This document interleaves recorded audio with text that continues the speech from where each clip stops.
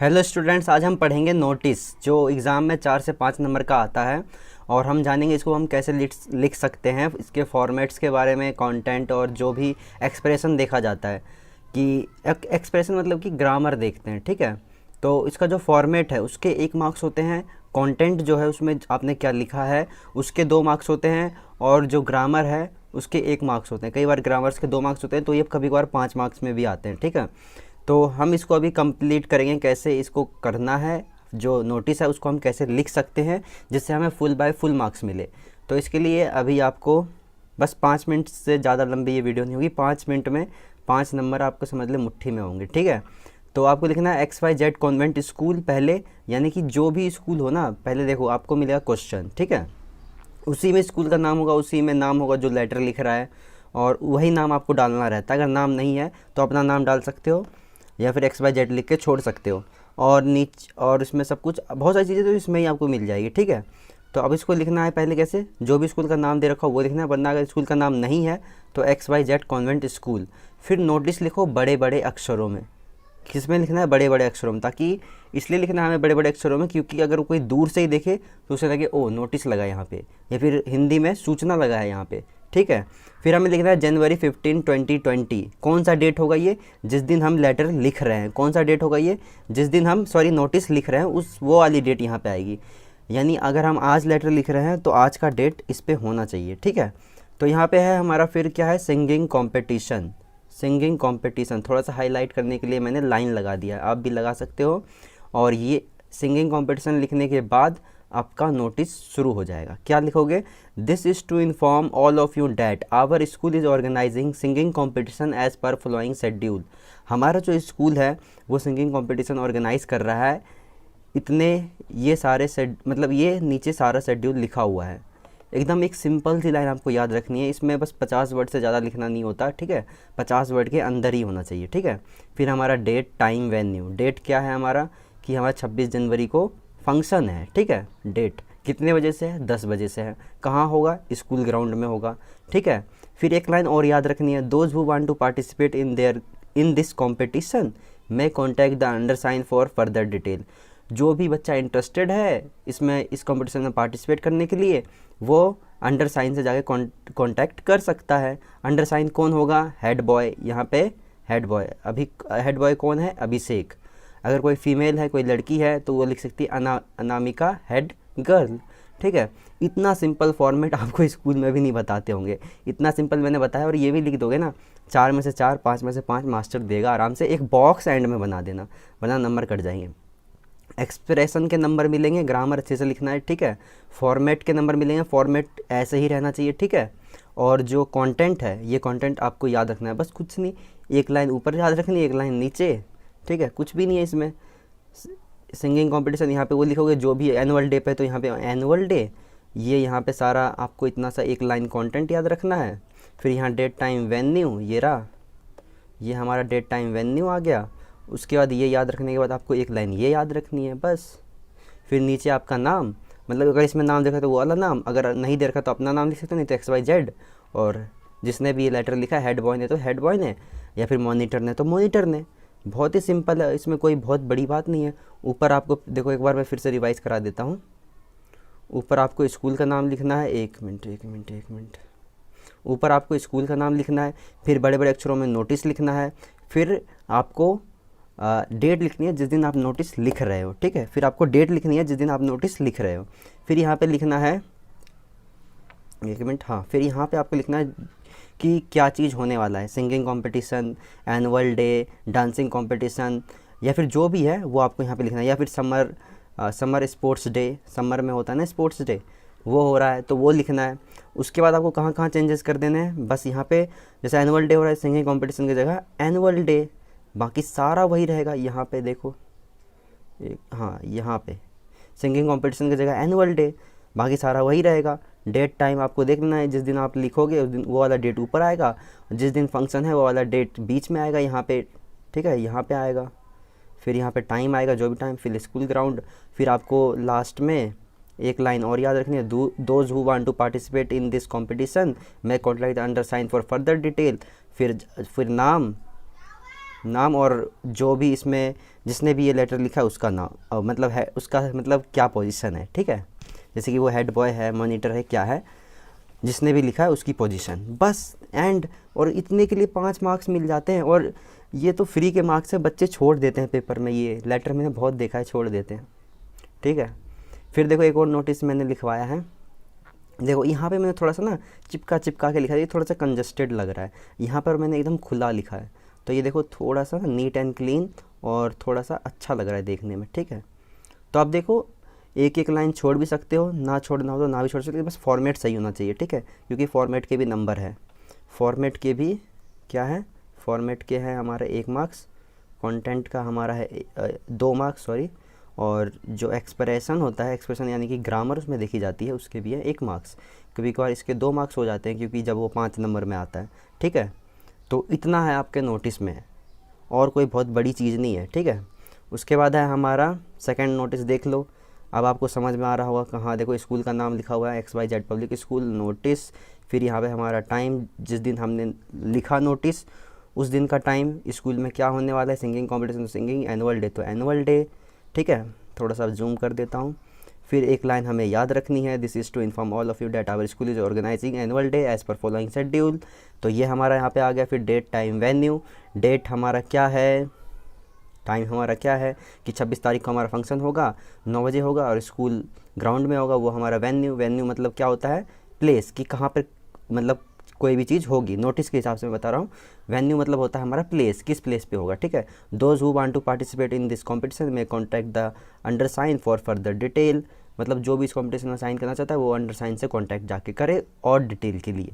फिर जो भी उसका नाम है और उसकी पोजीशन है वो लिख दो, बॉक्स में बंद कर दो, 5 मार्क्स आपको मिल जाएंगे। बहुत ही आसान है और इसको कर लेना याद।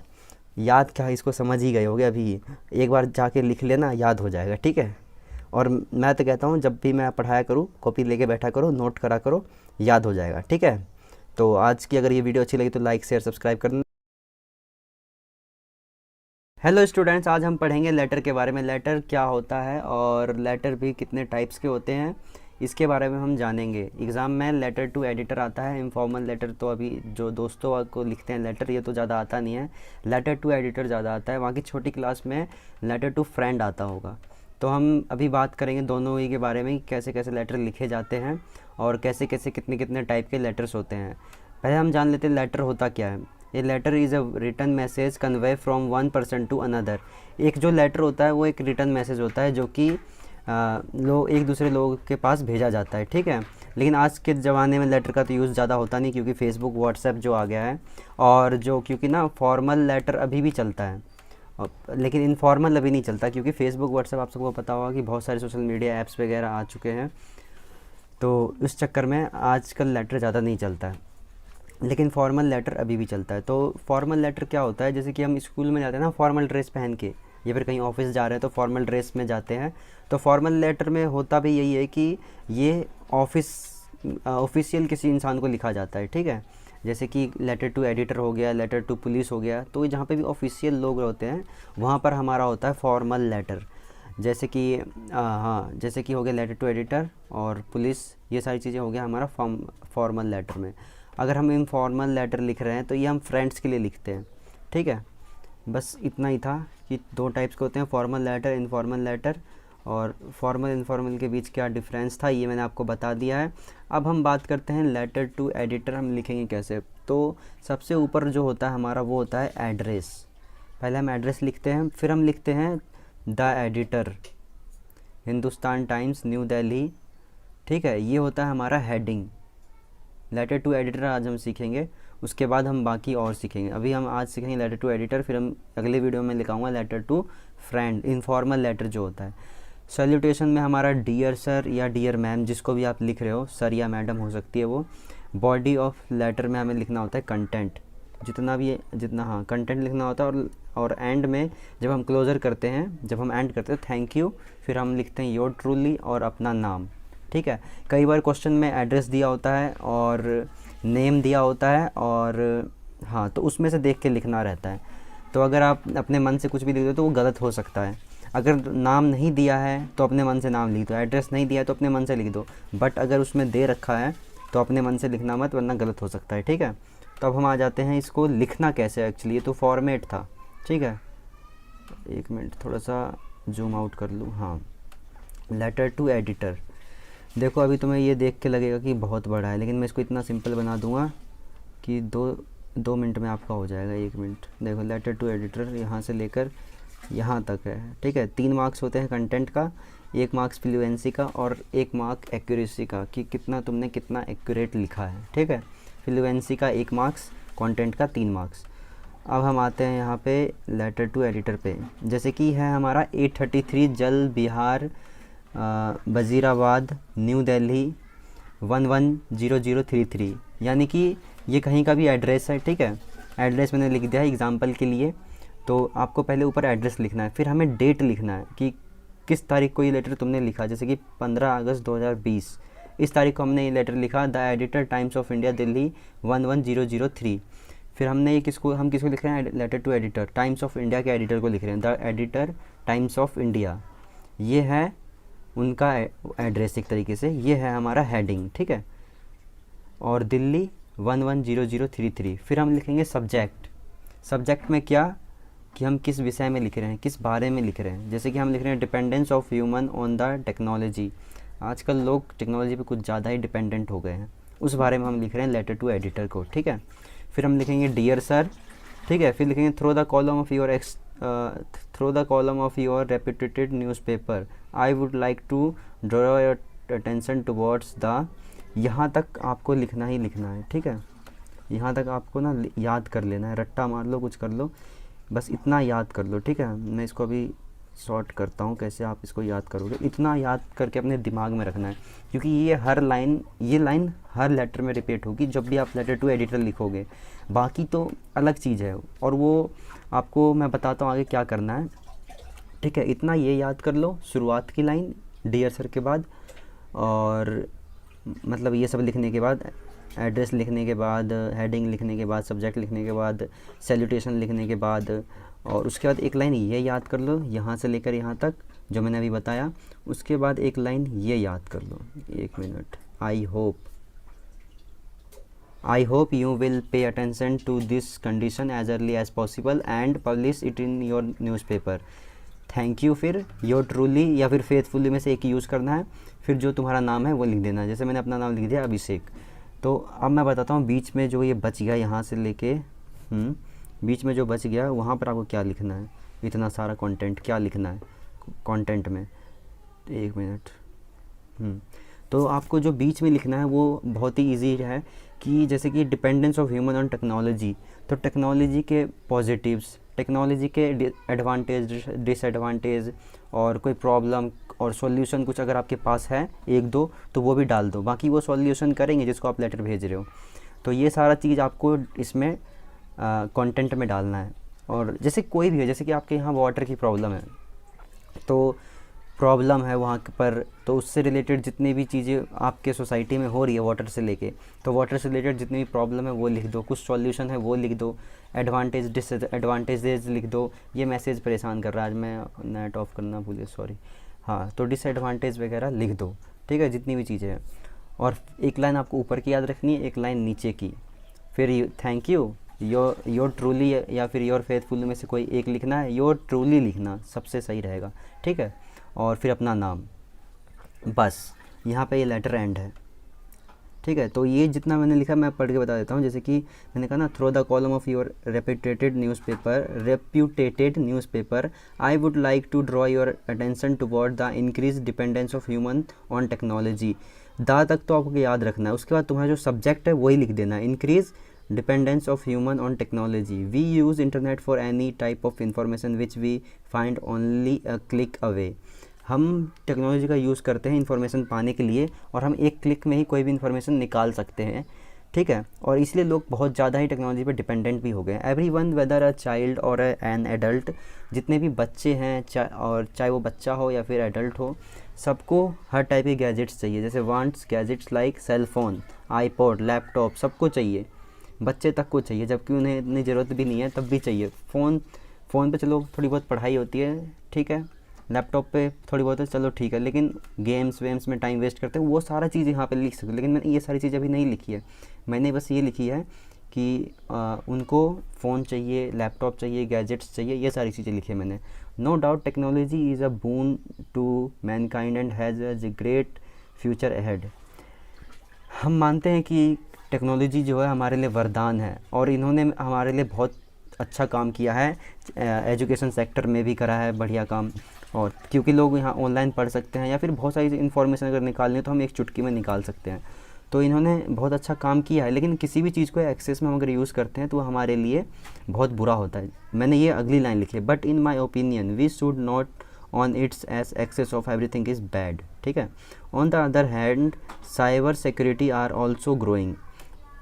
साइबर क्राइम्स, हाँ साइबर क्राइम जो होता है, जैसे कि किसी का पासवर्ड हैक कर लिया, किसी की प्राइवेट फ़ोटोज़ वगैरह हैक कर ली, या फिर कुछ भी ये सब होता है, फिर उनको वायरल कर देना, फिर बहुत सारी प्रॉब्लम्स हो जाती है। पता ही है आजकल इंटरनेट पे क्या क्या चलता है। ठीक है। तो ये सारी चीज़ें आपको लिखना है।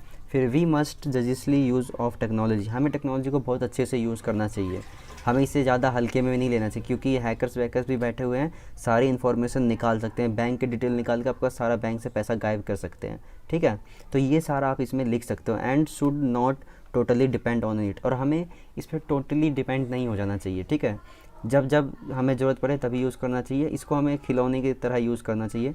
जब हमारा काम करना हो हमने यूज़ करा फिर रख दिया। ठीक है। ऐसे नहीं कि हम इसके ग़ुलाम बन जाए। ठीक है। We must believe in nature and simply living. हमें नेचर में बिलीव करना चाहिए और सिंपल लिविंग में बिलीव करना चाहिए। हमें ज़्यादा फ़ोन में घुस के गेम्स में घुसे नहीं रहना चाहिए। ये सारी चीज़ें करते करते हम क्योंकि मेंटली और फिज़िकली खुद ही बीमार हो जाते हैं। I hope you will pay attention to this condition as early as possible and publish it in your newspaper. ये वाला लाइन आपको याद रखना है कि मैं आशा करता हूँ कि तुम इस कंडीशन पर ध्यान दोगे, आप लोग इस कंडीशन पर ध्यान दोगे और इसे जल्दी से जल्दी सॉल्व करोगे और अपने न्यूज़पेपर में पब्लिश करोगे ताकि लोगों को पता चले। Thank you. Your truly faithfully में से कोई एक लिखना है, योर्स ट्रूली लिख लेना, फिर अपना नाम, और हो गया ये लेटर आपका डन। मैंने नीचे 3 लेटर्स दिए हैं, इनमें से आपको तीनों ट्राई करना है। अगर आप तीनों कर लिया समझ लो आपको लेटर आ गया। हेलो स्टूडेंट्स, आज हम पढ़ेंगे फॉर्मल लेटर। फॉर्मल लेटर में वो भी अगर हमें पुलिस कमिश्नर को लेटर लिखना है तो वो हम कैसे लिखेंगे। अभी तक हमने लेटर टू एडिटर कर लिया है जो एग्ज़ाम में बहुत ज़्यादा आता है, और हमने एक और लेटर कराया कंप्लेन लेटर, वो भी आता है एग्ज़ाम में बहुत ज़्यादा। और अब हम कर रहे हैं पुलिस को कमिश्नर को लेटर में लिखने के लिए। तो ये 3-4 जो लेटर है ना उनमें ऑप्शन आता है। ठीक है।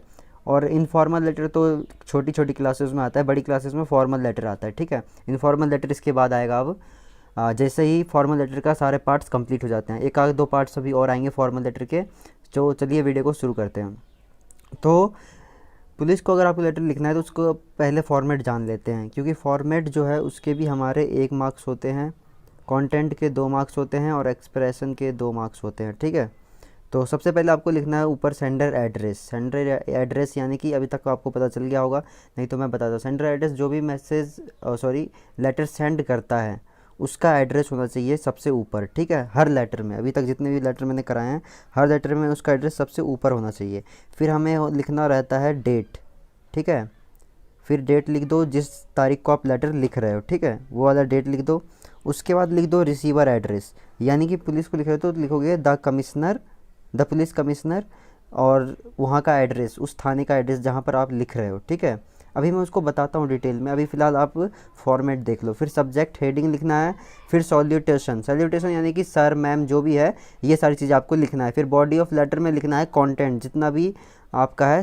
जब हम सर मैम लिख देते हैं उसके बाद हमारा लेटर जो होता है, जो स्टूडेंट्स को हार्ड लगता है वो वाला पार्ट शुरू हो जाता है। ठीक है। और वो वाला पार्ट कैसे ईजी बनाना है मैं भी बताता हूँ।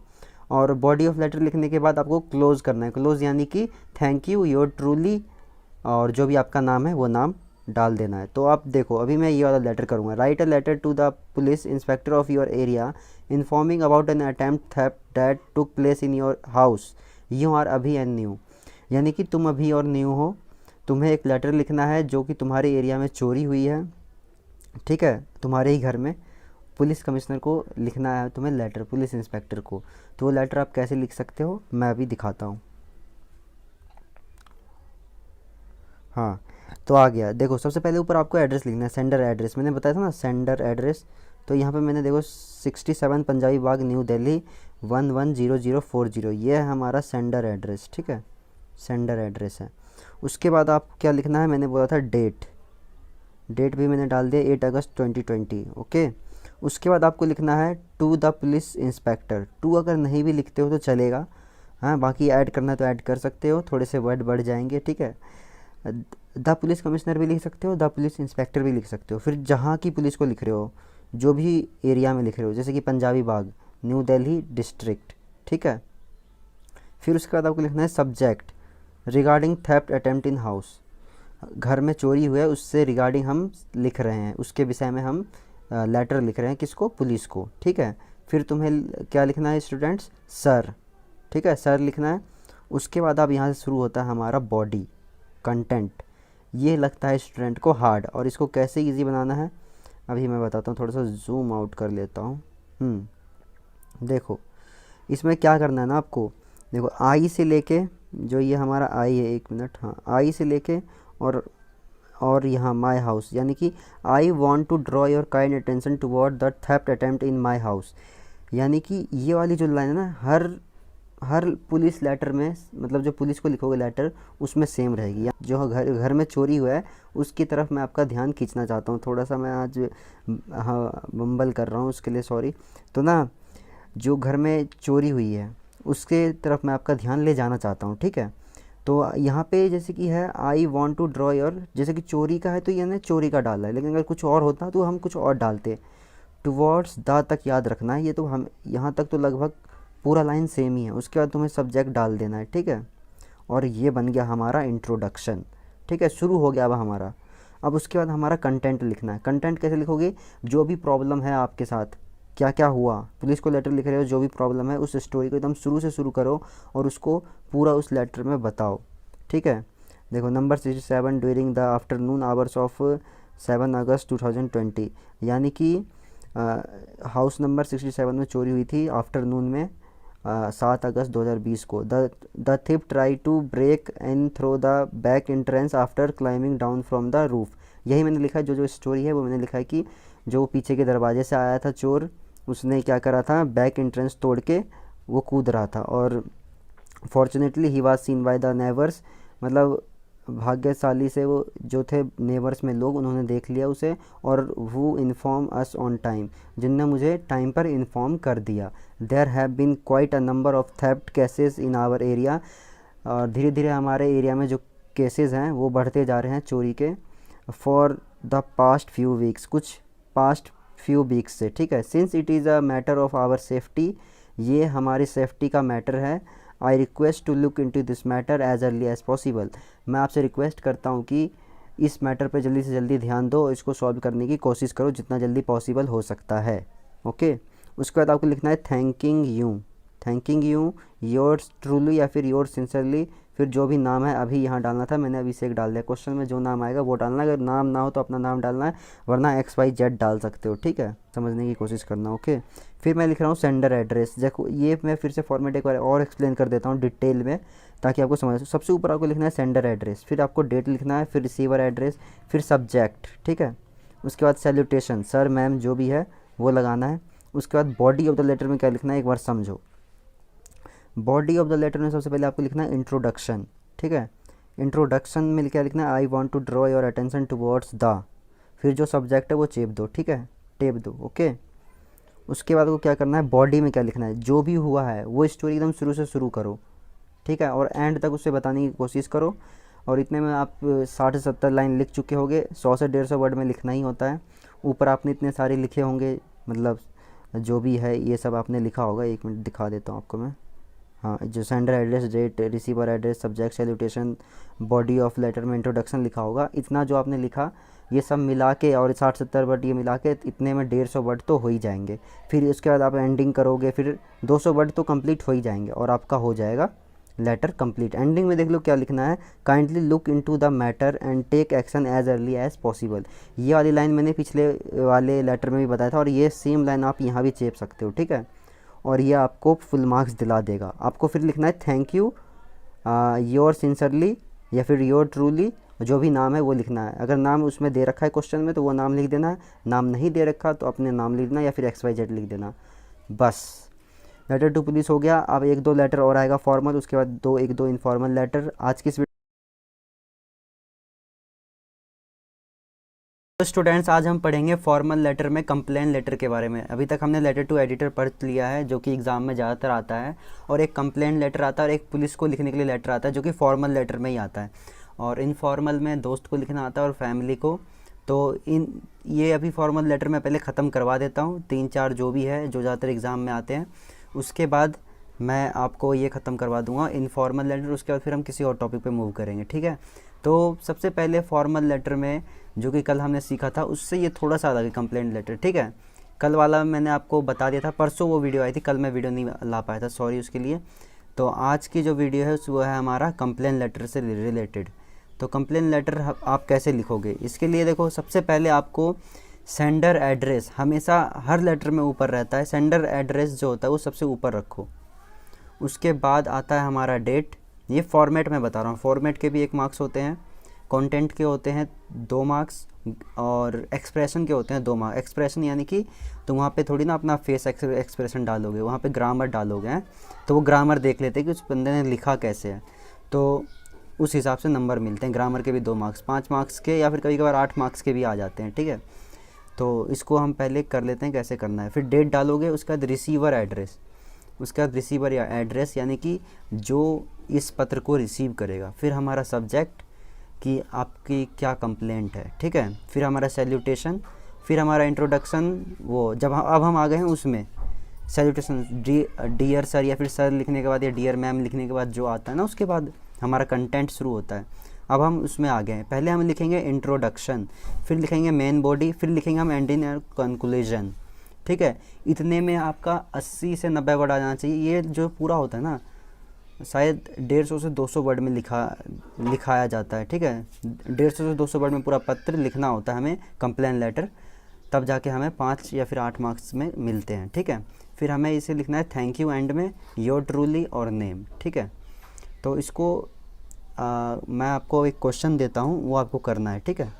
वैसे मैं ही बता देता हूँ ये क्वेश्चन, उसके बाद जो मैं क्वेश्चन दूँ वो आपको करके लाना है कॉपी में, ठीक है। करके लाना मतलब कर लेना, देख तो सकते नहीं, हाँ ऐसे कोई है नहीं सिस्टम, बस कमेंट में बता देना और कर लेना ऑनेस्टली, ठीक है। Write a letter to sales manager new Delhi complaining about the damage product you receive. तुम्हें कहीं से एक डैमेज प्रोडक्ट रिसीव हो गया है, उसके बारे में कंप्लेन करना है, ठीक है। जैसे कि आपने कोई फ़ोन ख़रीदा या फिर कोई वॉशिंग मशीन ख़रीदा या फिर कोई टीवी या फिर लैपटॉप ख़रीदा, कुछ भी ख़रीदा, उससे में आपको ना डैमेज प्रोडक्ट आ गया है, ठीक है। आपको एक लेटर लिखना है, ठीक है, जिसमें आपको एक डैमेज प्रोडक्ट मिल गया है, उसको आपको बताना है कि ये जो प्रोडक्ट है वो डैमेज है, उसको कंप्लेन करते हुए लिखना है। हम आज सीख रहे हैं कंप्लेनिंग लेटर। तो आपको पता है सबसे पहले क्या लिखना है हमें, सेंडर एड्रेस, ठीक है। फिर हमें लिखना है डेट, फिर हमें लिखना है रिसीवर एड्रेस, उसके बाद हमें लिखना है सब्जेक्ट। एक लाइन में सब्जेक्ट आ जाना चाहिए, कई बच्चे 2-3-4 लाइन में लिखते हैं, फिर मतलब वो प्रोफेशनलिज्म में नहीं आता वो थोड़ा, ठीक है। मास्टर उससे सही कर दे, लेकिन जब आप 12th के एग्ज़ाम दो या फिर उससे ऊपर जब जाओ तो हो सकता है वहाँ गलत कर दे, वहाँ पे चांसेस हाई कि गलत कर देंगे। फिर तुम्हें लिखना है सर, ठीक है। उसके बाद तुम्हारा लेटर शुरू हो जाएगा। अब मैं बताता हूँ यहाँ क्या लिखना है, देखो। My name is Abhishek, I am writing this letter to complain about receiving damage product from your company. ये वाली लाइन हर किसी में सेम रहेगी, हर लेटर में ये वाली लाइन सेम रहेगी। क्या लिखना है, my name is Abhishek, I am writing this letter to complain about, about तक सेम रहेगा। उसके बाद जो भी सब्जेक्ट होगा, यहाँ पे भी हमारा सब्जेक्ट है receiving damage product from your company, ठीक है। मुझे तुम्हारी कंपनी से एक डैमेज प्रोडक्ट मिला है। कहीं पे हो सकता है आप किसी और को लेटर लिख रहे हो, जैसे कि आप सफाई कर्मचारी को लिख रहे हो कंप्लेन लेटर कि हमारे एरिया में बहुत गंदगी है, ठीक है। तो यहाँ पे लिखोगे my name is Abhishek, I am writing this letter to complain about my area, जो भी है कि बहुत my area is very dirty, ये आप सबको लिखना है किस में, सब्जेक्ट में, ठीक है। अभी यहाँ पे हम किसका ले रहे हैं एग्जाम्पल, डैमेज प्रोडक्ट का एग्जांपल ले रहे हैं। I have order Samsung Galaxy J7 pro model, मैंने ऑर्डर किया था सैमसंग गलेक्सी का J7 प्रो मॉडल 25 दिसंबर को, on 25 December 2020 it was deliver to me on 28 December 2020, और ये मेरे को 28 तारीख को डिलीवर भी हो गया था, ठीक है। When I open the courier the product from your company was in damage position. जब मैंने ये ओपन किया तो उसमें जो था सामान वो बहुत डैमेज था। It was very disappointing to me as I have a lot of trust in your company.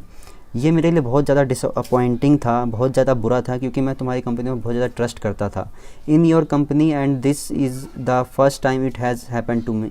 और ये पहली बार था जो कि तुम्हारी कंपनी से कोई ख़राब सामान आया, ठीक है। Therefore, I am requesting you to send a person to take the damaged product back and deliver me same product in good condition। तो मैं आपसे रिक्वेस्ट करूँगा कि आप एक इंसान को भेजें और ये प्रोडक्ट ले जाए और आप कुछ अलग प्रोडक्ट गुड कंडीशन में देकर जाए, ठीक है। And if you don't have the product available in the stock, अगर तुम्हारे स्टॉक में ये प्रोडक्ट नहीं है, please refund my amount for the same. तो मेरा जो अमाउंट है, जो पैसा मेरा लगा ही ख़रीदने में 10-15 हज़ार, वो मुझे रिटर्न कर दो, ठीक है। थैंक यू, योर ट्रूली अभिषेक, ठीक है। जो भी लेटर लिख रहा है उसका नाम, कई बार ये लेटर वाला नाम होगा आपके क्वेश्चन में ही होगा। ये तो मैंने एक सिंपल सा क्वेश्चन बनाया है, इससे बड़े क्वेश्चन आते हैं, कई बार एड्रेस भी दे देते हैं उसमें, ठीक है। तो ये सारा आपको देखना है, ठीक है। ये जो मैंने क्वेश्चन बनाया ये बहुत मैंने सिंपल बनाया है, ठीक है। एग्ज़ाम में क्वेश्चन आया, कई बार उसमें नाम होता है, क्वेश्चन देख के लिखना, अगर नाम नहीं होगा तो अपना नाम लिखना है या फिर XYZ। कई बार उसमें एड्रेस भी होता है, ठीक है। तो अब मैं इसको समझाता हूँ आपको कैसे लिखना। अभी आपको लग रहा होगा अरे यार ये क्या है, इतना कैसे हम याद करें। नहीं, इसमें आपको कुछ भी याद नहीं करना है, मैं इतना सिंपल से समझा दूँगा, खुद से तुम लेटर लिख लोगे। तो मैं थोड़ा बहुत सिंपल सेंटेंस भी बनाना आता होगा ना, लेटर लिख लोगे। तो यहाँ देखो मैंने सारा जुगाड़ कर रखा है, जो ऊपर मैंने बताया था ना फॉर्मेट, यहाँ पे मैंने और अच्छे से फॉर्मेट बता रखा है। आपको क्या लिखना है, सबसे ऊपर सेंडर एड्रेस। सेंडर एड्रेस यानी कि अपना एड्रेस लिखना है, ठीक है। फिर लिखोगे डेट, फिर लिखो रिसीवर एड्रेस, डेट किस तारीख को, जिस तारीख को आपने लिखा है लेटर उस तारीख की डेट, ठीक है, उस तारीख की डेट लिखनी है। फिर आपको लिखना है रिसीवर एड्रेस। रिसीवर एड्रेस यानी कि जो दुकान का एड्रेस है वो लिखना है, ठीक है। पहले आपको लिखना है, ये देखो मैं बताता हूँ, द सेल्स मैनेजर, उसके बाद कंपनी का नाम और कंपनी का एड्रेस, ठीक है। या फिर किसी कॉरपोरेशन को लिख रहे हो तो कॉरपोरेशन का जो मैनेजर वगैरह है, जो हाई पोस्ट पर है, उसका टैग, उसके बाद उसके कॉरपोरेशन का नाम, उसका एड्रेस, ठीक है। अभी हम यहाँ पे आ जाते हैं, ठीक है। यहाँ पे हम इतना काम कर देंगे।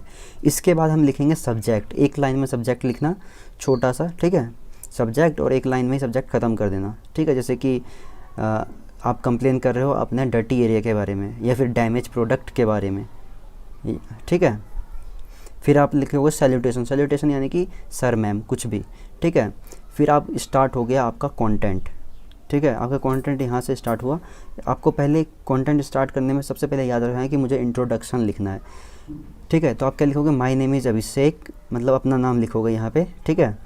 फिर लिखोगे आई am writing about, I am writing about, और उसके बाद आपको सब्जेक्ट लिख देना। सब्जेक्ट अगर आपका है about the damage product from your company, या फिर है कि आपके एरिया में बहुत गंदगी है उसके बारे में लिखना है, तो अबाउट के बाद वो सब्जेक्ट डाल देना। ये हो जाएगा आपका इंट्रोडक्शन, ठीक है। फिर आपको लिखना है मेन बॉडी, ये सारी चीज़ आपको बस याद रखनी है, ठीक है। फिर आपका आ जाएगा मेन बॉडी। फिर आप इसको कैसे स्टार्ट कर सकते हो, जो भी स्टोरी है आपकी, ठीक है, उसको बिगिनिंग से शुरू करो। जैसे कि मान चलो आपका जो एरिया है वो बहुत गंदा है, तो आपके एरिया में एक्चुअली में क्या क्या प्रॉब्लम है उसको एकदम शुरू से शुरू करो, ठीक है। फिर कुछ डिसएडवांटेज वगैरह लिखो, कुछ प्रॉब्लम्स लिखो, कुछ एडवांटेज लिखो, कि और कुछ सॉल्यूशन वगैरह लिख सकते हो तो वो लिखो, ठीक है, एक आध दो अपनी तरफ से। बाकी वो तो सॉल्यूशन करेंगे ही, अपनी तरफ से अगर कुछ सुझाव दे सकते हो तो वो दो। फिर आपको लिखना है कॉन्क्लूजन, एंड में जो पूरा जो वो लिख के आपका जो एक लाइन का कॉन्क्लूजन लिख देना, और उसके बाद एंडिंग करना। एंडिंग वाली लाइन देखो क्या है, शुरू की लाइन बताई दी मैंने, ये लिख लेना, ठीक है, यहाँ से तुम्हारा स्टार्ट हो जाएगा, और एंडिंग की लाइन ये लिख लेना, ठीक है। इसको याद कर लेना, बस बीच का आपको कंटेंट लिखना है। तो उसके लिए आपको क्या करना है, थोड़ा सा दिमाग चलाना है, सिंपल सेंटेंस बनाना सीखना है। मैं सिखा दूंगा, टेंस की वीडियो लाऊंगा जिसमें आपको सिंपल सेंटेंस और कॉम्प्लेक्स सेंटेंस भी बनाना सिखा दूंगा। तो आपको एंडिंग कैसे करनी है पहले ये देख लेते हैं। Kindly look into the matter and take action as early as possible. इस मैटर पे थोड़ा सा ध्यान दो और जल्दी से जल्दी कोई एक्शन लो, ठीक है। फिर आपको लिखना है थैंक यू, योर ट्रूली और अपना नाम एंड में, ठीक है, अपना नाम एंड में। ये देखो थैंक यू क्यों लिखना है, योर ट्रूली और फिर अपना नाम, और यहाँ पे हो जाएगा आपका कंप्लेन लेटर एंड। आपके लिए जो क्वेश्चन है वो है कि आपको लिखना है वॉशिंग मशीन पे, ठीक है। वॉशिंग मशीन आपकी जो है वो ख़राब है और उसके ऊपर आपको कंप्लेन लेटर लिखना है, ठीक है। और दूसरा ये है कि आपके एरिया में बहुत ज़्यादा गंदगी है, उसके ऊपर लिखना है। तो इतना कर लेना। अगर आपको आज की इस वीडियो अच्छी लगी तो लाइक शेयर सब्सक्राइब कर देना। Hello students, welcome back to the channel. आज हम बात करेंगे फॉर्मल लेटर के बारे में। अभी तक मैंने जितने भी लेटर कराए हैं उसमें मैंने बताया है कि हमेशा से सेंडर एड्रेस जो है ऊपर आएगा, और फॉर्मल लेटर में भी हम बात करेंगे इंक्वायरी लेटर के बारे में, ठीक है।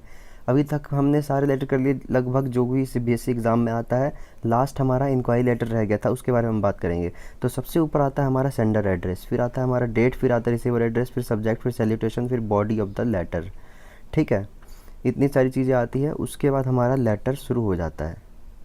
बॉडी ऑफ द लेटर में क्या लिखोगे, इंट्रोडक्शन, डिटेल ऑफ इंक्वायरी और कंक्लूजन और कम्प्लीमेंट्री क्लोजिंग, ठीक है।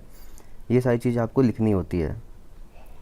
और अब मैं बताता हूँ लेटर कैसे शुरू होता है। बहुत ही ईजी है, कोई बहुत हार्ड नहीं है, इसको मैं जल्दी जल्दी बता सकता हूँ, ठीक है। सबसे पहले आता है हमारा एड्रेस, कौन सा, सेंडर का एड्रेस, जो सेंड कर रहा है। तो ये है हमारा सेंडर एड्रेस। उसके बाद आता है हमारा डेट, ये है हमारा डेट। फिर आता है हमारा रिसीवर का एड्रेस, ये है हमारा रिसीवर का address, the director computer education solution Kashmiri Gate New Delhi 10002। Subject हमारा inquiry about basic computer course, basic computer course के बारे में हम इंक्वायरी करने वाले हैं। फिर है सर, ठीक है। उसके बाद है I would like to inquiry about basic computer course in detail. मैं कंप्यूटर कोर्स के बारे में इंक्वायरी करना चाहता हूँ, मतलब पता लगाना चाहता हूँ। फिर हम करते हैं प्लेसिंग ऑर्डर लेटर, या फिर हम कोई भी सामान आपको लेना है तो उसके बारे में आप इंक्वायरी कर सकते हो, फिर प्लेस ऑर्डर कर सकते हो, ठीक है। I am class 12th student and I wish to pursue a course in computer course in the summer vacation after my board exams, kindly give me the following detail. Course fees कितनी है, course duration कितना है, ये सब आपको लिखना है। हर उसमें ये सेम रहेगा, ठीक है। पहले तो ये वाली लाइन सेम रहेगी, एक मिनट, यहाँ से लेके यहाँ तक एक लाइन सेम रहेगी, बस अबाउट वो लगाना जो सब्जेक्ट में होगा, ठीक है। और उसके बाद ये वाली लाइन फिर से सेम रहेगी, लेकिन इसमें आपको अगर प्रोडक्ट ले हो तो प्रोडक्ट की फ़ीस, ठीक है, प्रोडक्ट का प्राइस। यहाँ पे जैसे कि अभी कोर्स का फ़ीस है तो वहाँ पे प्रोडक्ट का प्राइस, फिर कोर्स ड्यूरेशन है यहाँ पे तो वहाँ पे कुछ और होगा, ठीक है। फिर मैंने लिख रखा है यहाँ पे number of student in batch, ठीक है। फिर यहाँ पे डिफरेंट टाइप्स ऑफ कोर्सेज, वहाँ पे लिख सकते हो डिफरेंट टाइप्स ऑफ प्रोडक्ट के बारे में, अगर आपको जानना है तो उन सब के बारे में भी जान सकते हो। फिर एक्सलेंस ऑफ द इंस्टीट्यूट यहाँ पे मैंने डाल रखा है, या फिर वहाँ पे लिख सकते हो कि तुम्हारी प्रोडक्ट की क्या खासियत है, वो सारी बातें लिख के दो, ठीक है। तब आपको इंक्वायरी हो जाएगी, उसके बाद आप प्लेसिंग ऑर्डर कर सकते हो। अब यहाँ पे हमारा एक लाइन फिर से सिमिलर, ये बहुत ही आसान लेटर था इसीलिए बहुत तुरंत तो ये हो गया। एक मिनट, थैंक यू तो हर वेट लेटर में लिखना है। Looking forward to an early reply, मैं वेट कर रहा हूँ तुम्हारा जल्दी रिप्लाई करने के लिए, ठीक है। थैंकिंग यू योर फेथफुली, जो भी तुम्हारा नाम है, अभी मेरा यहाँ नाम अभिषेक है, मैंने अभिषेक डाल दिया, बस इतना सिंपल है मेरे। आई होप ये आपसे हो जाएगा, और जल्दी से आपको कंप्लीट करके मुझे कमेंट में बताना है। मैं आपको एक होमवर्क दे देता हूँ कि आप कर लेना, किस पे, बुक के बारे में इंक्वायरी करना है, ठीक है। ये सारा आपको लिखना है इंक्वायरी लेटर में। तो वो इंक्वायरी कैसे करोगे वैसे लिखना है, ठीक है। और प्लेसिंग ऑर्डर में भी मैंने आपको दिया था ना बुक का, तो सोच समझ के करना है, ठीक है। ये दो अलग लेटर, एक होता है प्लेसिंग ऑर्डर जहाँ पर आपको सामान मंगाना होता है, एक होता है इंक्वायरी जब आपको उस सामान के बारे में जानकारी चाहिए होती है, ठीक है। तो ये वाली वीडियो थोड़ी सी लेट हो गई, उसके लिए सॉरी। अगर वीडियो अच्छी लगी तो लाइक शेयर सब्सक्राइब करना, बाय।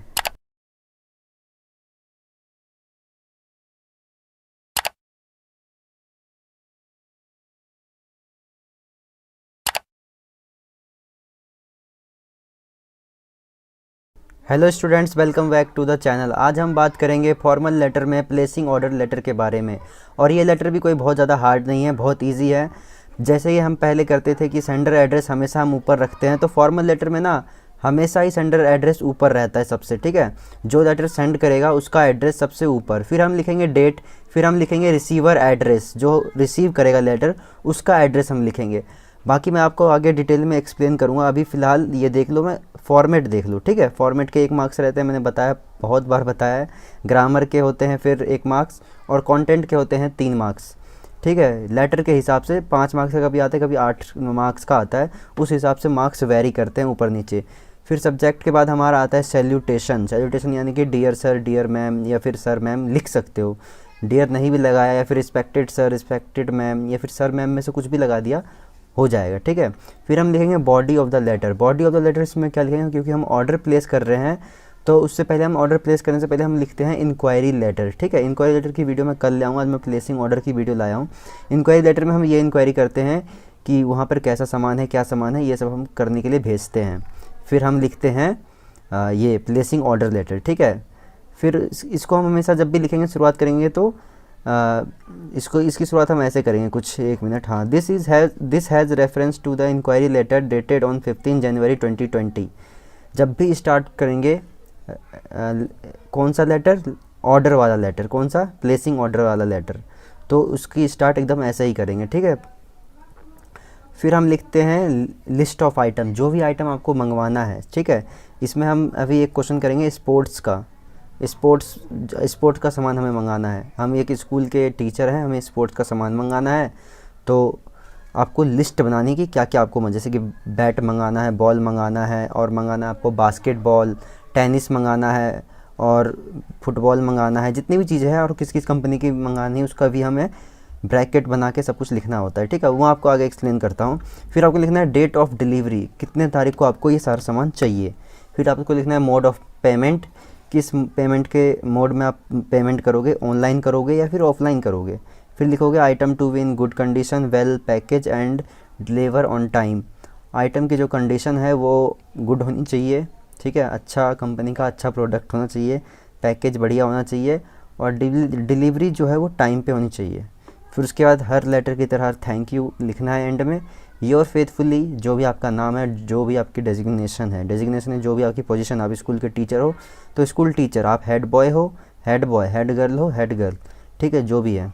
फिर हमारा आ गया question, write a letter to the sports Daryaganj, ठीक है, दुकान का address, New Delhi, placing an order for sports article like footballs, tennis balls, cricket balls, bat to be supply to your school, sign as Ravi और Raveena, sports secretary. Sports secretary हो आप, आपको एक letter लिखना है, ठीक है, और एड्रेस है स्पोर्ट्स दरियागंज, ठीक है।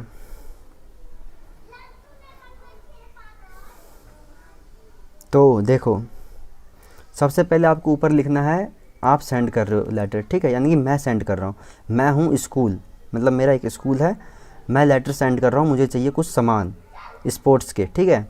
तो मेरे स्कूल का नाम है XYZ पब्लिक स्कूल। सबसे ऊपर मैंने लिखा XYZ पब्लिक स्कूल, ये है हमारा स्कूल का एड्रेस, इतना, ठीक है, 1 मिनट, हाँ, ये पूरा हमारा है स्कूल का एड्रेस, ठीक है, XYZ पब्लिक स्कूल, कौन था बे। तो सबसे पहले आपको लिखना है सेंडर एड्रेस, जैसे XYZ पब्लिक स्कूल, और अपना पूरा एड्रेस लिखोगे जहाँ भी आपका स्कूल है, ठीक है। आप अभी टीचर हो एक स्कूल के, वहाँ का पूरा एड्रेस आपको लिखना है, ठीक है। फिर लिखना है आपको 20 जनवरी 2020, यानी जिस तारीख को आप डेट लिख रहे हो, ये मैंने लिखा है 20 जनवरी 2020 में, ठीक है। तो जो भी आप तारीख को डेट लिख रहे होगे उस तारीख की डेट लिखनी है, ठीक है।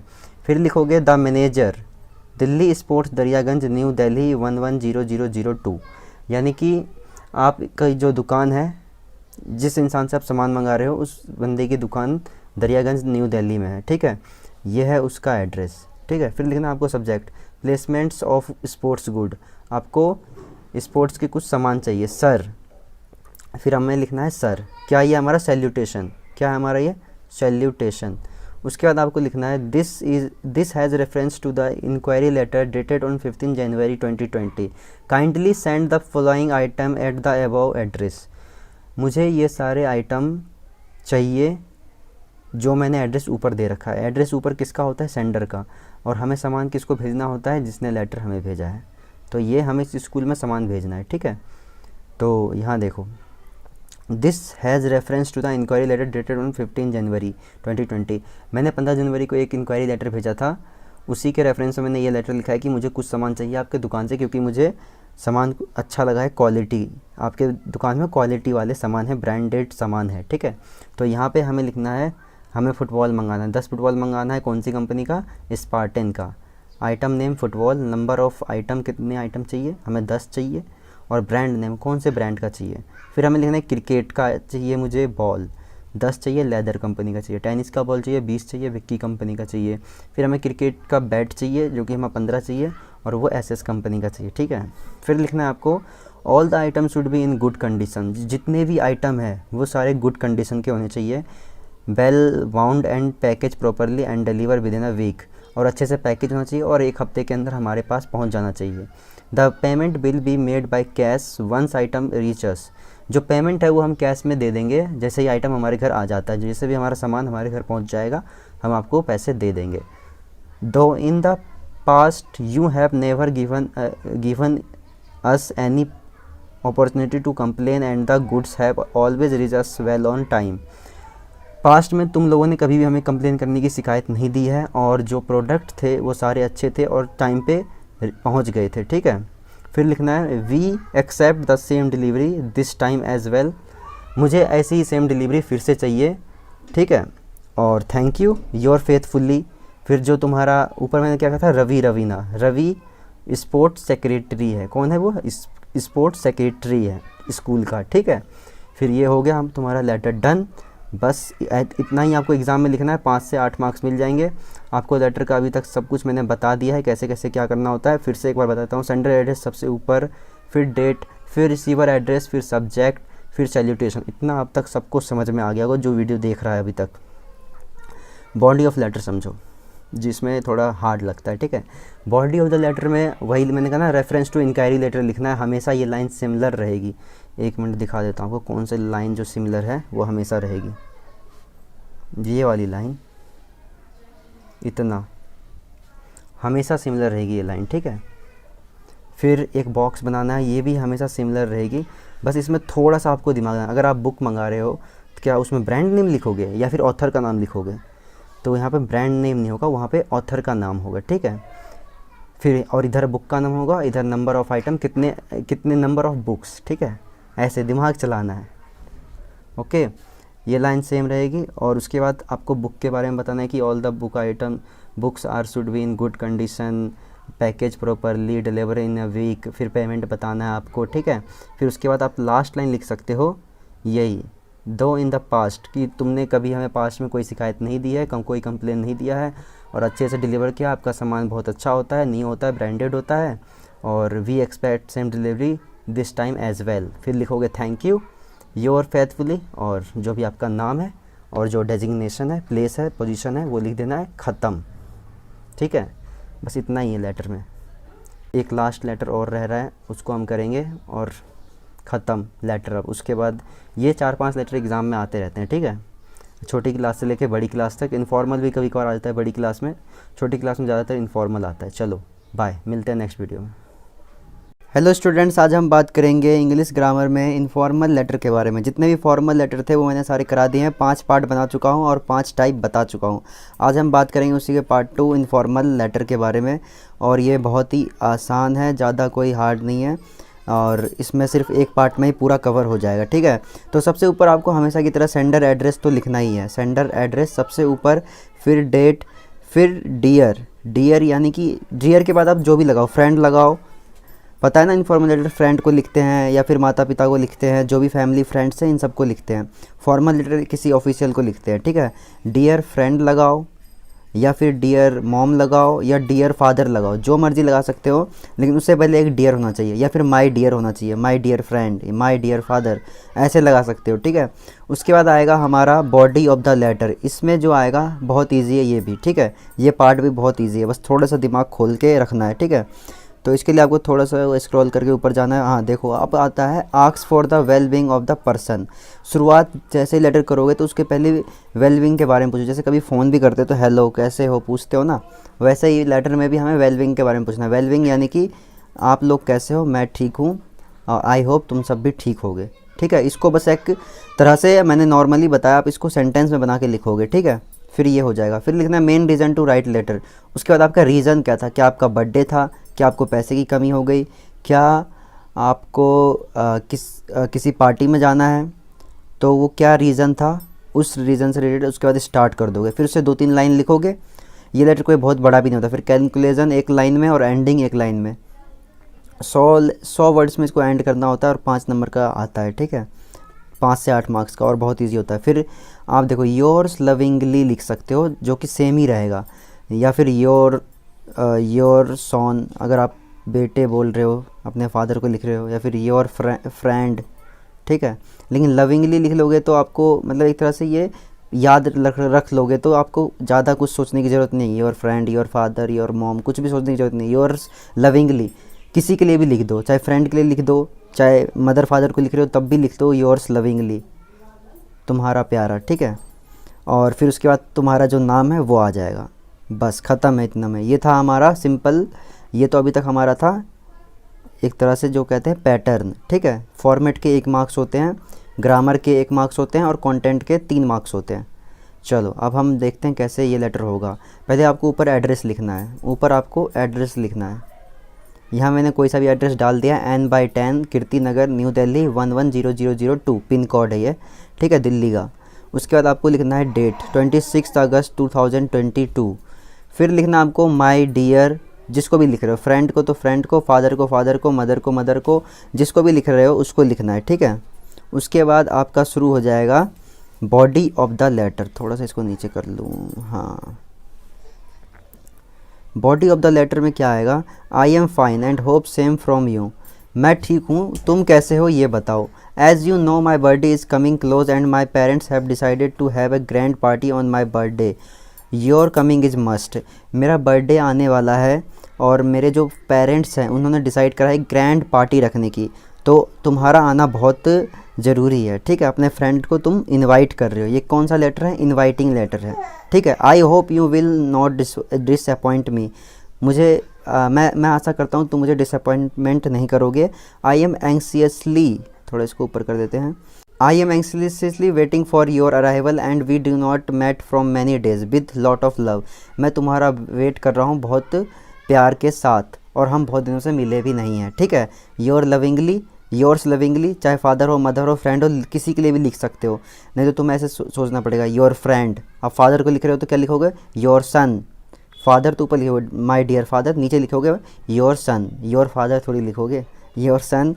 और मॉम को लिख रहे हो तो भी योर सन। फिर जो भी है योर लविंगली याद रख लेना। एक आपको बस सिंपल सा ये याद रखना पड़ेगा, और जो कि कहीं भी यूज़ कर सकते हो किसी भी इनफॉर्मल लेटर में। फिर अपना नाम, यहाँ पे मेरा नाम है अभिषेक, आप अपना नाम रख सकते हो, या फिर क्वेश्चन में जो नाम है, जो एड्रेस है वो आपको भरना है। कभी बार क्वेश्चन में नेम आता है, कभी बार नहीं आता, तो अपना नाम डाल देना है, ठीक है। और एड्रेस आता है, एड्रेस डाल देना है। एड्रेस नहीं आता तो एग्ज़ामिनेशन रूम लिख सकते हो यहाँ पे। फिर डेट, ठीक है। फिर वो सैल्यूटेशन एक तरह से माय डियर, हाँ, डियर के साथ जो भी रखना, फ्रेंड, मॉम, जिसको भी लिख रहे हो वो। फिर कंटेंट, ठीक है। फिर एंडिंग, फिर हमारा एंडिंग। तो बस। हेलो स्टूडेंट्स, आज हम पढ़ेंगे आर्टिकल राइटिंग के बारे में। आर्टिकल राइटिंग क्या होता है पहले हम उसको जान लेते हैं। A piece of writing intended for publication in a newspaper, magazine और जर्नल। मतलब एक छोटी सी राइटिंग होती है जिसको न्यूज़पेपर में छापा जाता है, मैगजीन में छापा जाता है और जर्नल में छापा जाता है। It is written for a wide audience in an interesting और एंटरटेनिंग मैनर। इसको लिखा जाता है एक वाइड ऑडियंस के लिए, मतलब एक बहुत बड़े ऑडियंस के लिए लिखा जाता है। तो अगर तुम कोई भी चीज़ बना रहे हो बड़े ऑडियंस के लिए, चाहे फिल्म बना रहे हो, चाहे गाना बना रहे हो, तो उसको थोड़ा इंटरेस्टिंग और एंटरटेनिंग वे में बनाना पड़ता है, ठीक है, और सिंपल भी, ठीक है। तो ये जो है आर्टिकल राइटिंग एग्ज़ाम में आते हैं। वैसे तो अभी फ़िलहाल के लिए आप 9-10th के स्टूडेंट हो गए, 11-12th के, तो अभी आपके लिए एग्ज़ाम में आता है, ठीक है। तो ये होते हैं 10 मार्क्स का। 1 मार्क्स आपको तभी मिल जाता है जैसे कि आप टाइटल लिख देते हो। जैसे कि आपको लेट से आया पॉल्यूशन के बारे में, आपने लिख दिया पॉल्यूशन बाय, अपना नाम लिख दिया, या फिर अगर क्वेश्चन में किसी और का नाम दे रखा है तो वो नाम लिख दो, या क्वेश्चन में नाम नहीं दे रखा तो अपना नाम लिख दो, तो आपको मिल जाएंगे 1 मार्क्स। जैसे पॉल्यूशन, मेरा नाम है अभिषेक, पॉल्यूशन बाय अभिषेक, यानी कि ये हो गया हमारा राइटर नेम, ऊपर हो गया हमारा टाइटल, ये होता है हमारा 1 मार्क्स का, ठीक है।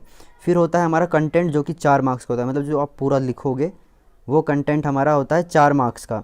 फिर होता है हमारा ग्रामर जो कि होता है 2.5 मार्क्स का। उसके बाद होता है हमारा स्टाइल, ग्रामर यानी कि इज़ आर एम वगैरह जितनी भी चीज़ें हैं, मॉडल्स वगैरह सब कुछ सही होना चाहिए। और टेंस वेंस का सही से प्रयोग, टेंस मैं लाने वाला हूँ और आपको बहुत अच्छे से बताने वाला हूँ टेंस कैसे होता है एकदम ईजी वे में, ठीक है। तो ग्रामर के 2.5 मार्क्स। और style of writing, style of writing क्या होता है अब कि आप उसमें कौन कौन से आइडियाज़ लिखे हो, कैसे कैसे थॉट्स लिखे हो, कि मतलब पॉल्यूशन जो होता है आप ऐसे पॉल्यूशन से कैसे बच सकते हो, तो क्या आइडियाज़ हैं आपके, क्या थॉट्स हैं आपके पॉल्यूशन के बारे में, और कितना रेलेवेंट है आज के टाइम पे, ठीक है। वो सारी चीज़ें आते हैं आपकी आर्टिकल राइटिंग की स्टाइल ऑफ राइटिंग में, और कितने अच्छे से आपने लिखा है, ठीक है। इसके भी 2.5 मार्क्स होते हैं। तो अब हम आ जाते हैं आर्टिकल राइटिंग के इंग्रेडिएंट्स यानी कि पैटर्न, ठीक है। सबसे पहले आपको टाइटल ऑफ द आर्टिकल लिखना है, फिर राइटर का नेम लिखना है, फिर बॉडी ऑफ आर्टिकल लिखना है यानी कि जो मेन बॉडी आ जाती है उसके बाद ऊपर लिखोगे, जैसे लेट से पॉल्यूशन है तो पॉल्यूशन बाय अभिषेक गुप्ता। अभिषेक गुप्ता मैं अपना नाम बोल रहा हूँ, तुम अपना नाम लिखोगे या फिर क्वेश्चन में जो है वो लिखोगे, ठीक है, राइटर्स नेम। उसके बाद लिखोगे बॉडी ऑफ द आर्टिकल और मेन बॉडी, ठीक है। उसमें डालोगे इंट्रोडक्शन, इंट्रोडक्शन पहले समझते क्या था। इंट्रोडक्शन से कोई भी चीज़ लिख रहे हो ना, कई बार बच्चा जानता है कैसे शुरू कर देगा, वो सीधा उठाएगा लास्ट की लाइन शुरू में लिख देगा। यानी कि लास्ट की लाइन शुरू में लिखने का मतलब क्या, जैसे कि अगर लेट से आप पॉल्यूशन के बारे में लिख रहे हो तो पॉल्यूशन के बारे में क्या लिखना सही रहेगा कि द एडिशन ऑफ पॉल्यूटेंट्स, हाँ, the addition of pollutants in environment is called pollution. ये एकदम शुरू से शुरू हुआ, ये हमारा होता है इंट्रोडक्शन, शुरू से शुरू करना। तो ऐसे शुरू करना होता है, ये नहीं कि 4 टाइप के पॉल्यूशन होते हैं, सॉइल पॉल्यूशन, फिर लिखोगे there are 3 types of pollution, soil pollution, water pollution और सॉइल पॉल्यूशन। कई बार क्या करता है बच्चा, सॉइल पॉल्यूशन लिखना शुरू कर देता है, पॉल्यूशन के बारे में आता है, वाटर पॉल्यूशन लिखना शुरू कर देता है। पहले आप पॉल्यूशन को डिस्क्राइब करो, इंट्रोड्यूस करो, मतलब शुरू से शुरू करो, उसके बाद फिर उसको बताओ, फिर उसका टाइप्स बताओ, जो भी चीज़ है उसके बारे में फिर बताओ कि जैसे कि हम पॉल्यूशन का एग्जांपल ले रहे थे, तो आप बताओगे कि सॉइल पॉल्यूशन में क्या होता है, वाटर पॉल्यूशन में क्या होता है, एयर पॉल्यूशन में क्या होता है, वो सब कुछ। फिर डिस्क्रिप्टिव पैराग्राफ में आता है हम तुम्हारे थॉट्स, आइडियाज़, और वो कितना रेलेवेंट है आज के टाइम पे। फिर आता है हमारा एडिशनल इन्फॉर्मेशन, उस चीज़ के बारे में अगर आप कुछ जानते हो कि जैसे पॉल्यूशन से किसी देश में बहुत ज़्यादा, या फिर इंडिया ही ले लो एग्जांपल में, या फिर किसी गांव या किसी शहर में बहुत ज़्यादा डिस्ट्रक्शन हो गया, तो वो एडिशनल इन्फॉर्मेशन यहाँ डाल सकते हो, ठीक है। क्योंकि पॉल्यूशन के बारे में तो जानते हो क्या क्या होता है, तो वो सारी चीज़ें एडिशनल इन्फॉर्मेशन यहाँ पे डाल सकते हो। और इतना लिखते लिखते ना, और कॉन्क्लूजन तक आते 200-250 वर्ड हो जाएंगे और तुमको 10 नंबर मिल जाएंगे, ठीक है स्टूडेंट्स, और आप लोगों को 10 नंबर्स मिल जाएंगे, ठीक है। तो अब हम आगे बढ़ते हैं। हाँ, कॉन्क्लूजन को पहले समझ लेते हैं क्या लिखना है। इसमें आपको एंडिंग करना है बेसिकली, ठीक है, और एट द एंड आपको ये दिखाना है कि हाँ हम पॉल्यूशन से बच सकते हैं और इसके लिए हमें ये स्टेप लेने होंगे, और बस एंड कर देना है उसके बाद 1-2 लाइन में, ठीक है। ये होता है हमारा कॉन्क्लूजन। उसके बाद हम लेट्स अब करेंगे एक टॉपिक करप्शन। इसको मैंने लिखा है और थोड़ा ऑनलाइन भी आइडिया लिया है और थोड़ा खुद से भी लिखा है, ठीक है। तो करप्शन क्या होता है, करप्शन बाय अभिषेक गुप्ता, अभिषेक गुप्ता, ठीक है, ये है हमारा राइटर नेम, यानी कि मैंने अपना नाम डाला है, करप्शन, ठीक है। The problem of corruption is not new thought, it has reach unprecedented proportion in recent years. थोड़ा सा बम्बल कर रहा हूँ तो ना, जो करप्शन की जो प्रॉब्लम है वो आज से नहीं है, ये कई सालों से है, ठीक है। और आज के टाइम में तो ये बहुत ज़्यादा प्रॉब्लमेटिक चीज़ बन गई है, बहुत ज़्यादा प्रॉब्लम वाली चीज़ बन गई है। जैसे ये थोड़ा सा मैंने हार्ड इंग्लिश लिखी है, तुम इजी इंग्लिश लिख सकते हो, या फिर हार्ड लिखनी आती तो हार्ड लिख लेना, ठीक है, ठीक है। It is as old as society itself and cuts across nation, culture, races and class of people. मतलब ये इतनी पुरानी चीज़ है जितनी पुरानी की सोसाइटी, यानी कि जब से हमारी सोसाइटी रही है तब से थोड़ा बहुत करप्शन शुरू हुआ था और आज भी ये करप्शन चलता जा रहा है, ठीक है। इंडिया में तो इतना करप्शन है जिसकी कोई हद नहीं है, मतलब बच्चों के अंदर करप्शन भरा है, चाहे बच्चा हो, बूढ़ा हो, कोई भी हो, हर किसी के अंदर करप्शन है, ठीक है। तो करप्शन इंडिया में बहुत है। उसी के बारे में कि हम करप्शन को कैसे ख़त्म कर सकते हैं, पहले तो हमने क्या इंट्रोड्यूस कराया कि करप्शन है क्या। हमें पता the problem of corruption is not new thought, it is उस टाइम से है जिस टाइम से ये सोसाइटी शुरू हुई है, तो ये सबसे हमने शुरू करा। फिर अब हम देखो कैसे कैसे आगे बढ़ेंगे। चलो फिर, हाँ, it has been argue that one of the many obstacles to be develop of a poor countries is corruption. Poor countries में करप्शन और भी ज़्यादा होता है। The youth of the society have a lot of responsibility in combating corruption. जो हमारी society में youth है वो रिस्पॉन्सिबल है, वो लड़ सकते हैं करप्शन से, ठीक है। The years of the society have a lot of responsibility in combating corruption, they are aware of this phenomena of the neglecting toward the issue.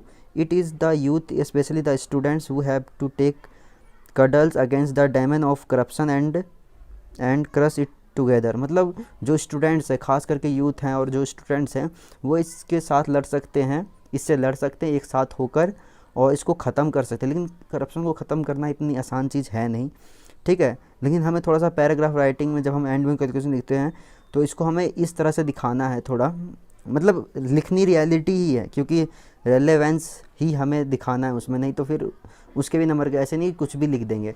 लेकिन हाँ, अगर हम चाहे, अगर हम सब एकजुट होके अगर हम सच्चाई का साथ दें तो हम करप्शन ख़त्म कर सकते हैं। तो इसमें जैसे कि इनके लिखा हुआ है कि करप्शन को हमें ख़त्म करने के लिए हम सबको एक साथ होना पड़ेगा, जो कि सच है। The dedicated effort of the honest youth are bound to succeed in the long run. The demoralising and when accusing this social evil when accusing this social evil which has earned is a bad name।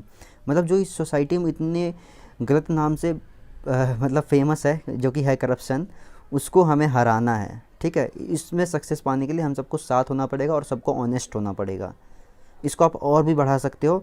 मैंने एक और लिखा है about travel and important source of education.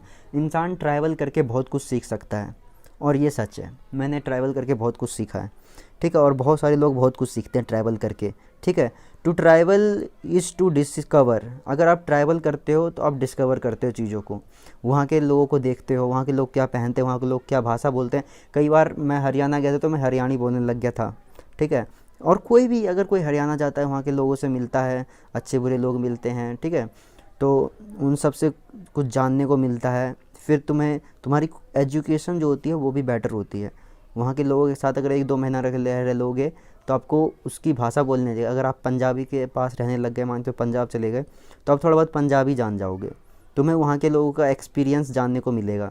वहाँ travel करोगे तो एक अलग ही एक्सपीरियंस होगा जो तुम्हें याद भी रहेगा, ठीक है, फ्यूचर में।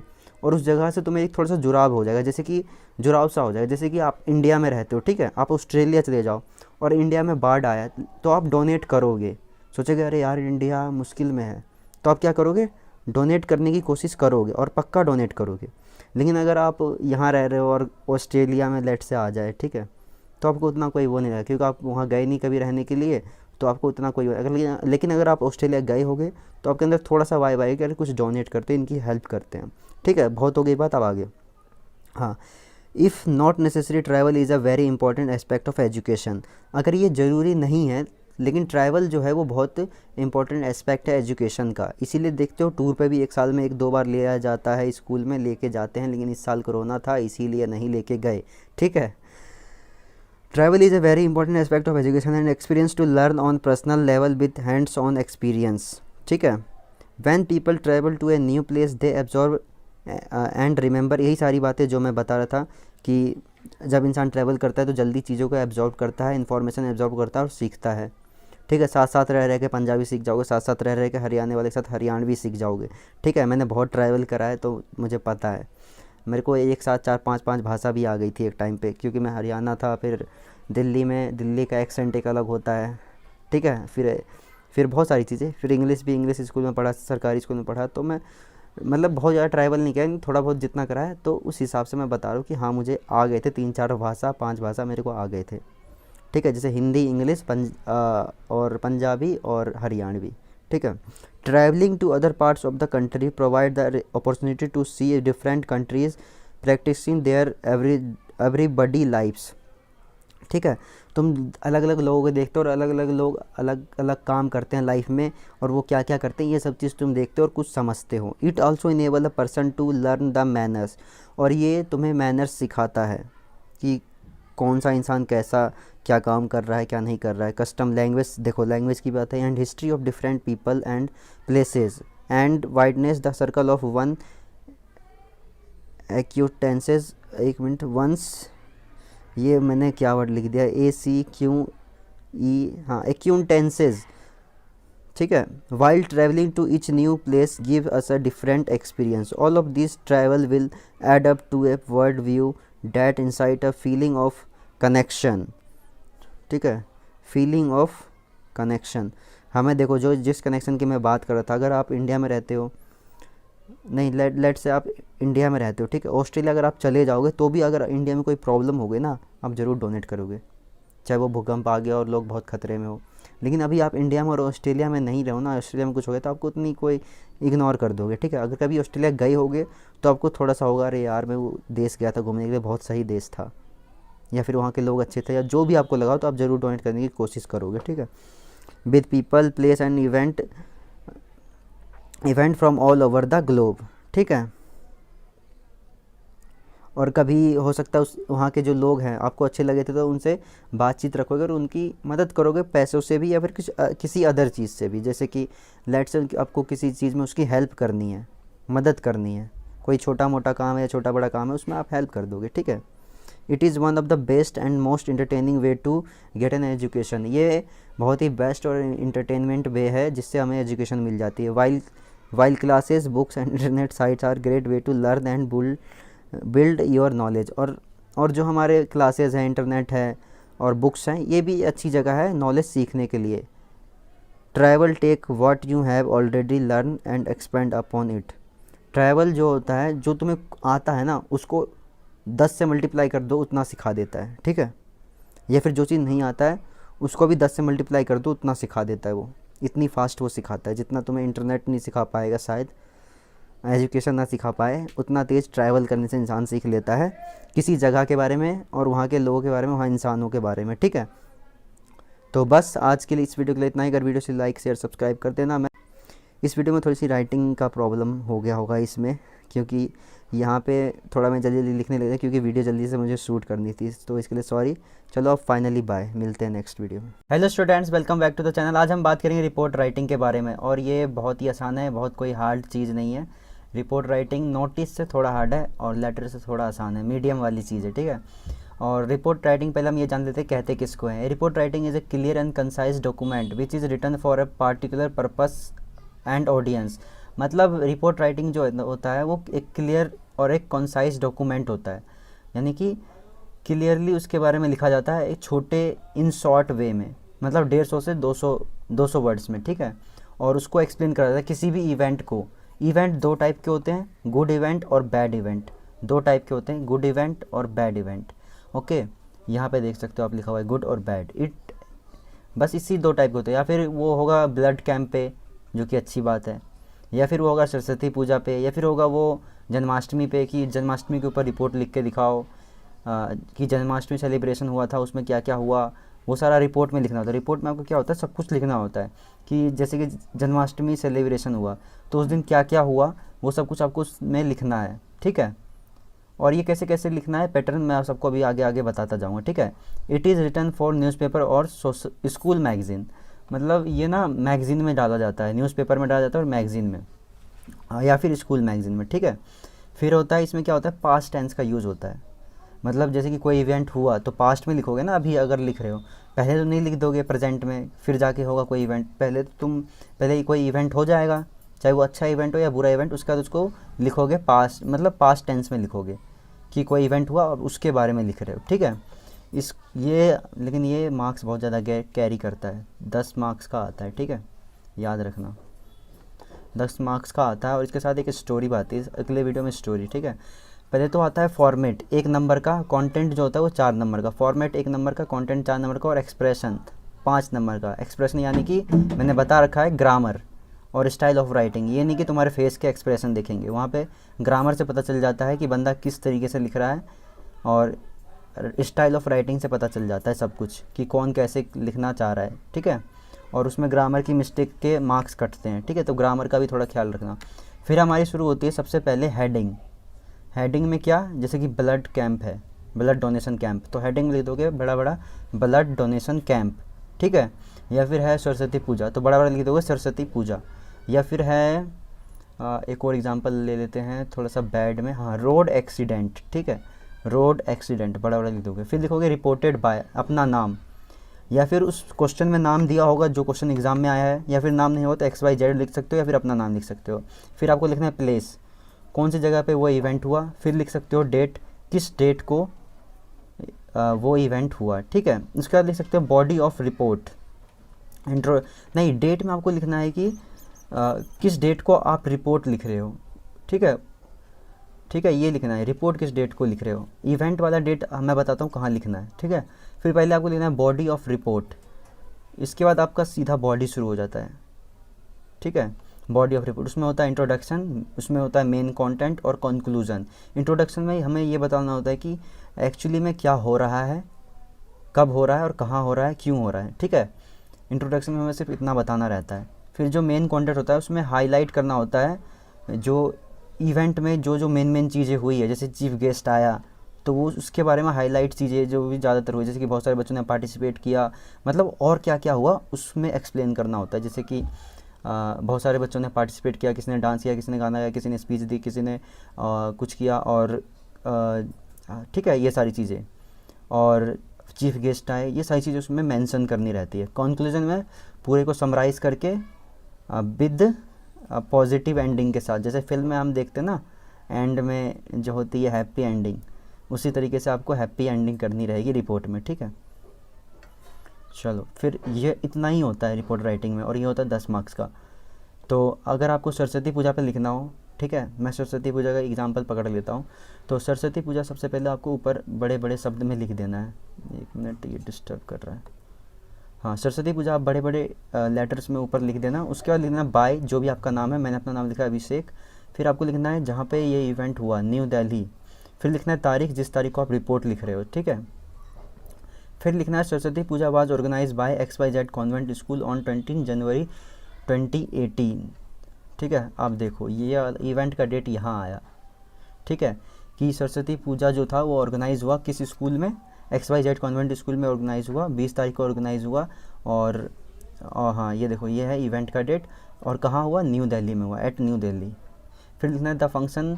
ये वाली लाइन आप हर उसमें सिमिलर रख सकते हो, लेकिन अगर कोई बैड घटना हुई तो उसको ऑर्गेनाइज थोड़ी कराते हैं।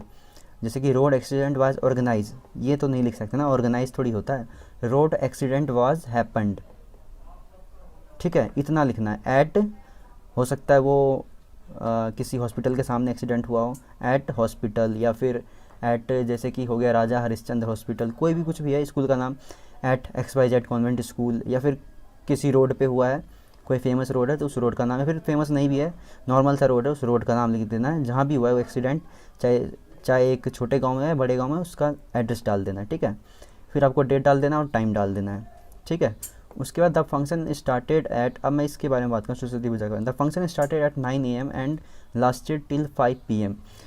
जो फंक्शन था वो सुबह 9 बजे शुरू हुआ और शाम को 5 बजे ख़त्म हो गया। मैनी स्टूडेंट पार्टिसिपेट, ये लाइन भी सिमिलरली लिख सकते हो, ठीक है। Many student participate in it, ये लाइन भी सिमिलर आ जाएगा। जैसे कि ब्लड डोनेशन कैंप है तो उसमें लिख सकते हो कि many student participate in it and perform dance show, ठीक है। ये तो उसमें आएगा जैसे कोई एनुअल फंक्शन हो, या सरस्वती पूजा हो, या जन्माष्टमी हो, ये सारे, ठीक है। तो यहाँ तक तुम बहुत हद तक सिमिलर लिख सकते हो, many student participate in it. यहाँ तक हर रिपोर्ट राइटिंग में आप सिमिलर लाइन लिख सकते हो, ठीक है। उसके बाद अब हम आगे बढ़ते हैं। फिर है they perform many other activities also on the stage. उन्होंने बहुत सारी और एक्टिविटी स्टेज पर परफॉर्म की, ठीक है। अब इसको आपको अपने शब्दों में बढ़ाना है, क्या क्या हुआ, ठीक है। सरस्वती पूजा क्या है, क्या क्या हुआ उस दिन, वो सारा चीज़ आपको अपने शब्दों में बताना है। Saraswati is the goddess of knowledge, wisdom, art, music etcetera.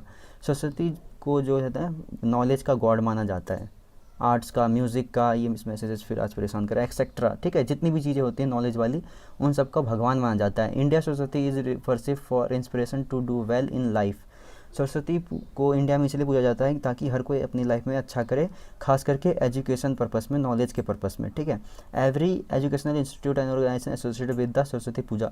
कितनी कॉमन सी बात लिख रहा हूँ मैं, ठीक है। ऐसे ही कॉमन सी बातें आपको लिखनी है कि जो हर इंस्टीट्यूट है जो वो सेलिब्रेट करता है सरस्वती पूजा को, हर स्कूल करता है, ठीक है। फिर उसके बाद आप क्या करोगे ना, जब आपको ज़्यादा बातें ना मिले तो चीफ गेस्ट बुला लेना, ठीक है। ये चीफ मिनिस्टर को बुला लो, या फिर लोकल मिनिस्टर को बुला लो, या फिर जैसे कि मान लीजिए कभी क्रिकेट के ऊपर आ गया तो किसी क्रिकेटर को बुला लो, ठीक है। और कभी मान के चल लो किसी भी चीज़ का आया उस चीज़ में जो भी इंसान टॉप है उसको बुला लो, ठीक है। The chief minister of our state was invited as a chief guest. जो चीफ मिनिस्टर था वो हमारे स्टेट का, वो आया और उसको चीफ गेस्ट की तरह बुलाया गया था, ठीक है। उसने एक स्पीच दी, आएगा तो कोई भी वो स्पीच देगा, मोटिवेट करेगा स्टूडेंट्स को, अप्रिशिएट करेगा जितनी भी परफॉर्मेंस हुई थी, और प्राइज़ डिस्ट्रीब्यूट करेगा, उसी के यहाँ से डिस्ट्रीब्यूट करवाते हैं। और एंड में एक लाइन जो आप लिख सकते हो, this was very successful event, ठीक है, बस इतना ही लिखना है। और कहीं एक्सीडेंट हुआ, रोड एक्सीडेंट, ये उसमें ये मत लिख देना this was very successful event, उसमें ये लिखना this was very horrific event, ठीक है। और एक और लिख सकते हो, police is investigating the case, ठीक है, इस टाइप में अगर कुछ आता है तो, ठीक है। और इसमें चीफ मिनिस्टर नहीं बुला सकते, अगर रोड एक्सीडेंट हुआ है तो वहाँ पे क्या होगा कि लोगों को अस्पताल ले जाया गया, ऐसा ऐसा करके कुछ, ठीक है। और एंड में पुलिस इन्वेस्टिगेटेड द केस, या फिर this was very horrific event, and में ये लिख के ख़त्म। बस इतना ही था। अगर hello students, welcome back to your channel. आज हम बात करेंगे पोस्टर राइटिंग के बारे में। जैसे कि नोटिस में होते थे 50 वर्ड्स, वैसे ही पोस्टर राइटिंग में भी आपको ओनली 50 वर्ड लिखने हैं और 5 नंबर मुफ्त के इसमें भी मिलने वाले हैं, ठीक है। इसमें क्या होता है, थोड़ा बहुत ड्राइंग भी करनी होती है, क्योंकि जो पोस्टर होता है ना लोग दूर से देखते हैं, तो वो जो ड्राइंग होती है वो अटेंशन खींच देती है इंसान का, ठीक है। और थोड़ा कलरफुल होना चाहिए, थोड़ा अट्रैक्टिव होना चाहिए, ठीक है। तो सबसे पहले पोस्टर राइटिंग में 2-3 बातों का ध्यान रखना है, वो आप देख लो। पोस्टर रीड्स फ्रॉम डिस्टेंस, जो कि मैंने बताया, पोस्टर जो होता है वो दूर से रीड किया जाता है। Do not give too much detail, ज़्यादा डिटेल में भांडना नहीं है, मतलब उसमें ज़्यादा कुछ लिखना नहीं है। इन शॉर्ट हाईलाइट करना है, 1-2 वर्ड में पॉइंट्स लिखने हैं, ठीक है। अट्रैक्टिव होना चाहिए, थोड़ा बहुत अटेंशन को खींचने वाला होना चाहिए, और थोड़ा कलरफुल होना चाहिए। इसके 5 मार्क्स होते हैं। पहले तो फॉर्मेट के 1 मार्क्स, कंटेंट के 3 मार्क्स और एक्सप्रेशन के 1 मार्क्स। टोटल 50 वर्ड्स के होते हैं ओनली, और ये बहुत सिंपल है, कोई बहुत ज़्यादा हार्ड नहीं है, इसीलिए मैं इसको ख़त्म करा दूंगा अभी 2 मिनट में, ठीक है। 2 मिनट देखो, आपके 5 नंबर पक्के हैं, 5 मिनट के अंदर कंप्लीट है ये, ठीक है। 5 मिनट में 5 नंबर, इनफैक्ट 2 मिनट में, ठीक है। Design A poster in not more than 15 words for your school library on the value of water. ऐसे क्वेश्चन आता है एग्ज़ाम में, ठीक है। और 5 मार्क्स का होता है कि डिज़ाइन करना आपको एक पोस्टर 50 वर्ड के अंदर, जो कि लाइब्रेरी में आपको लगाना है, वाटर के बारे में, value of water, save water या फिर वैल्यू ऑफ वाटर, ऐसे करके आता है पेपर में, ठीक है। तो इसका देखो क्या होता है, पहले पैटर्न, टाइटल आपको बोल्ड बोल्ड लिखना होता है, ठीक है। फिर हाईलाइट करने होते हैं कुछ पॉइंट्स होते हैं, उसको हाईलाइट करना रहता है। फिर आपको यानी कि 4-5 पॉइंट लिखने होते हैं उस चीज़ के बारे में। जैसे वाटर के बारे में लिख रहे हो, सेव वाटर के बारे में, तो आप सेव वाटर के 5 पॉइंट्स लिखोगे कि वाटर को कैसे सेव कर सकते हैं। फिर आपको लिखना है इशूइंग अथॉरिटी, बस ख़त्म। इशूइंग अथॉरिटी यानी कि अगर आप वाटर के बारे में लिख रहे हो तो लिख सकते हो दिल्ली जल बोर्ड, ठीक है। अगर आप लिख रहे हो मान के चल लो दहेज के बारे में, दहेज जो है वो कर्स होता है, यानी कि डाउरी इज़ अ कर्स, तो इसको लिख सकते हो इशू इन पब्लिक इंटरेस्ट। अगर कहीं कुछ समझ में नहीं आ रहा ना, तो इशूइंग अथॉरिटी में लिख सकते हो पब्लिक इंटरेस्ट, ठीक है, पब्लिक इंटरेस्ट, ठीक है। अगर जैसे कि जल का है तो दिल्ली जल बोर्ड डाल देना, ठीक है। तो ऐसे आपको अथॉरिटी में लिखना है। अगर कहीं समझ ना आए तो in public interest, issuing in public interest, ठीक है, issuing authority in public interest, इतना डाल सकते हो और हो गया, डन, ठीक है। और यहाँ पे देखो मैंने ये जो ऐसे थोड़ा बहुत मैंने ये कर रखा है, ये जो मैंने बना रखा है, ये एक थोड़े से ग्राफिक्स है, उसमें ऐड कर देना। जैसे कि वाटर के बारे में लिख रहे हो तो सेव वाटर, यहाँ लिख देना सेव वाटर इसके अंदर, और यहाँ लिख देना सेव लाइफ, ठीक है। थोड़ी सी ग्राफ बनाने की मैंने कोशिश करी है। आपको ड्राइंग ज़्यादा अच्छी आती होगी तो अच्छे से बनाना। आप रेक्टेंगल का यूज़ कर सकते हो, सर्कल का यूज़ कर सकते हो, लेकिन यहाँ पे पॉइंट्स होंगे, साइड में रेक्टेंगल बना लेना, कुछ एक्स्ट्रा पॉइंट्स बताने हो तो, और सर्कल बना के यूज़ कर सकते हो। इन सब ग्राफिक, ट्राइंगल का यूज़ कर सकते हो, कोई भी ग्राफिक का आप यूज़ कर सकते हो। और एक बॉक्स में बंद होना चाहिए, जैसे कि नोटिस बंद होता है, और ये बन गया तुम्हारा पोस्टर, और यहाँ पर आपको 5 मार्क्स मिल जाएंगे। अब मैं आपको एक पोस्टर का एग्जाम्पल देता हूँ। यहाँ पर देखो मैंने सेव वाटर के बारे में बताया है, ठीक है, सेव वाटर।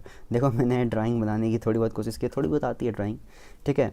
तो यहाँ देखो मैंने ये बनाया है वाटर ड्रॉप, ठीक है, 2 मैंने बना दिए ताकि ये दूर से ही लोगों का नज़र खींचे, ठीक है। मैंने फिर लिखा सेव वाटर, बोल्ड लेटर में लिखा, बोल्ड लेटर में सेव वाटर।